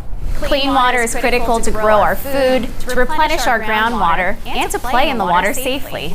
We're launching the I Am Carson River Watershed campaign to ask our community to do a few simple things. By picking up your trash and pet waste, draining your rain gutters into your yard, recycling your motor oil, and by washing your vehicle at the car wash, you can keep pollutants out of our waterways. So, whether you're dying to hang out in Virginia City, hiking Carson Valley's trails, swaying to the music in Carson City, boating on Lahontan Reservoir, sampling Churchill's finest, or birding at the Stillwater Wildlife Refuge, your actions matter. I am Carson River Watershed, and you are too. Let's all do our part to keep our families and our watershed healthy. Well done. So that, if you can hold that screen for just a second, that, you all got a sticker, anyone who has water utility in Carson got a sticker in their last mailing that sticker right there, I Am Carson River Watershed. And it's just, a way to let people know that we all live in a watershed. And it's what the Carson Water Subconservancy District does. So anyway, that Right. Brad can add more. So don't pour your motor oil, used motor oil down the drain. Amen. Anything else, Stacy? Nope. That was well done. Good. Stephanie? Yes, thank you, Mr. Mayor. Stephanie Hicks, Deputy City Manager. I just had a couple updates I wanted to bring forward to the board today. The first one is in regards to the rifle range. We wanted to let the board know that the frequently asked questions are up on the reservation's website. We did also include a question and response as to how people can contribute or help with the rifle range, so that information is on there. The bid opening was on December 17th, and we actually had 12 proposals submitted. The lowest bid will be brought to you on January 2nd, and that lowest bid actually was considerably lower than our cost estimate. So far, so good. So we'll bring those forward to you. We wanted to also let you know that after that, it will take roughly 2 to 3 weeks to get the contract drafted, signed, and executed, and then approximately 40 construction days for the project, and that is, of course, weather permitting. So we wanted to provide you that update. The second item I wanted to update you on is the reconveyance of the Brewery Arts Center. We had quite a bit of discussion about Brewery Arts Center today. If you recall, in September when we brought forward the request for reconveyance, there was an item pending that we needed to get released from EDA of the grant. Since that time, staff has been working with the EDA and also with the Brewery Arts Center. They have provided us a continuing covenant that they would like recorded against the property before they'll give us a final release. So we'll be bringing that forward to you the beginning of next year. Both the DA's office and Brewery Arts Center and their attorneys have reviewed it, and everybody's in agreement to bring it forward to the board for your review. So there are two things that they're asking in that continuing covenant, which of course we'll provide to you at that meeting. One of them is that it will prohibit the property from being used explicitly for religious activities that are against federal law, and it will prohibit the property from being used for any purpose that would violate the non-discrimination requirements of federal law. So we'll provide all of that language to you in an upcoming meeting. Thank you. Okay. All right. Anybody else on updates? Anybody? let me just say, I'd like to say thanks to the board for excusing me for the last two meetings. I think I've explained why I was gone. I'd also like to say thanks to the Mayor Pro Tem, Lori Bagwell, for taking over, particularly the last meeting where I was all set to walk out the door about 8:10, and my wife said, "You're not going." And so, you know, when that hammer comes down, you go back to bed. But Lori took over, and so I'd like to say thanks to her for doing all that. And thanks to the board for doing things. I'm on the mend. But anyway, thank you. Let's all have a Merry Christmas and a Happy Holidays, Happy New Year. We live in a great community. If you weren't at Holiday with the Heroes yesterday morning, take a look at some of the pictures you're going to see either online or wherever. You know, when you talk about sense of community, pride in your community, caring in your community, you see this look on those kids' face, and you see the look on the face of the first responders and a whole lot of people who are, you know, helping out doing this for those kids. It just gives you a warm feeling that we're in a very special place in Carson City, and it's something we should never lose sight of. That, you know, Carson City, you know, there's a lot of development going on around us, and probably some development going to happen in Carson. But at the end of the day, we can't lose sight of the fact that we are not just the capital, but we're a very special place to live. And that's because of the people we have here. When people are in need, people turn out. And again, you know, my hat's off to all those folks who make, you know, this holiday season a better place, or who make this holiday season more meaningful than it perhaps might have been by sharing a little and helping out, taking a look at their neighbors, making sure that people are taken care of. That's what makes a community. That's what gives community pride. That's what sense of community is all about. We're one community here. Let's never lose sight of that. Thank you. All right. All right. Anything else? Are we ready to adjourn? I'm going to, public comment. Any public comment? I don't hear it. I should also mention, I'm going to miss, speaking of missing things, I'm going to miss the Board of Health meeting this afternoon because I'm chairman of the Board of Indigent Defense, which has its first meeting today, standing up, and that will not happen again because now that I'm chairman, I will make sure that the meetings are set where they don't conflict with mine. But anyway, so that's why I won't be here this afternoon. I'll be over at the legislature doing all that stuff. In that case, Mayor, I would like to break in and say to you, happy holidays, since I won't say it later. Like you, I had a couple of health problems, so I have made a couple of mistakes lately, and one of them was today when I said it was on page 229, it was on page 299, and I've rectified that. Secondary, great discussion to everybody on the parking lot. I think we came to not a particularly robust, but certainly a smart decision. Yeah. Happy holidays. Happy holidays. That's what democracy is all about. Anybody else? Anybody? Let's go forth and enjoy the season. All right. Unless there's an objection, we're adjourned.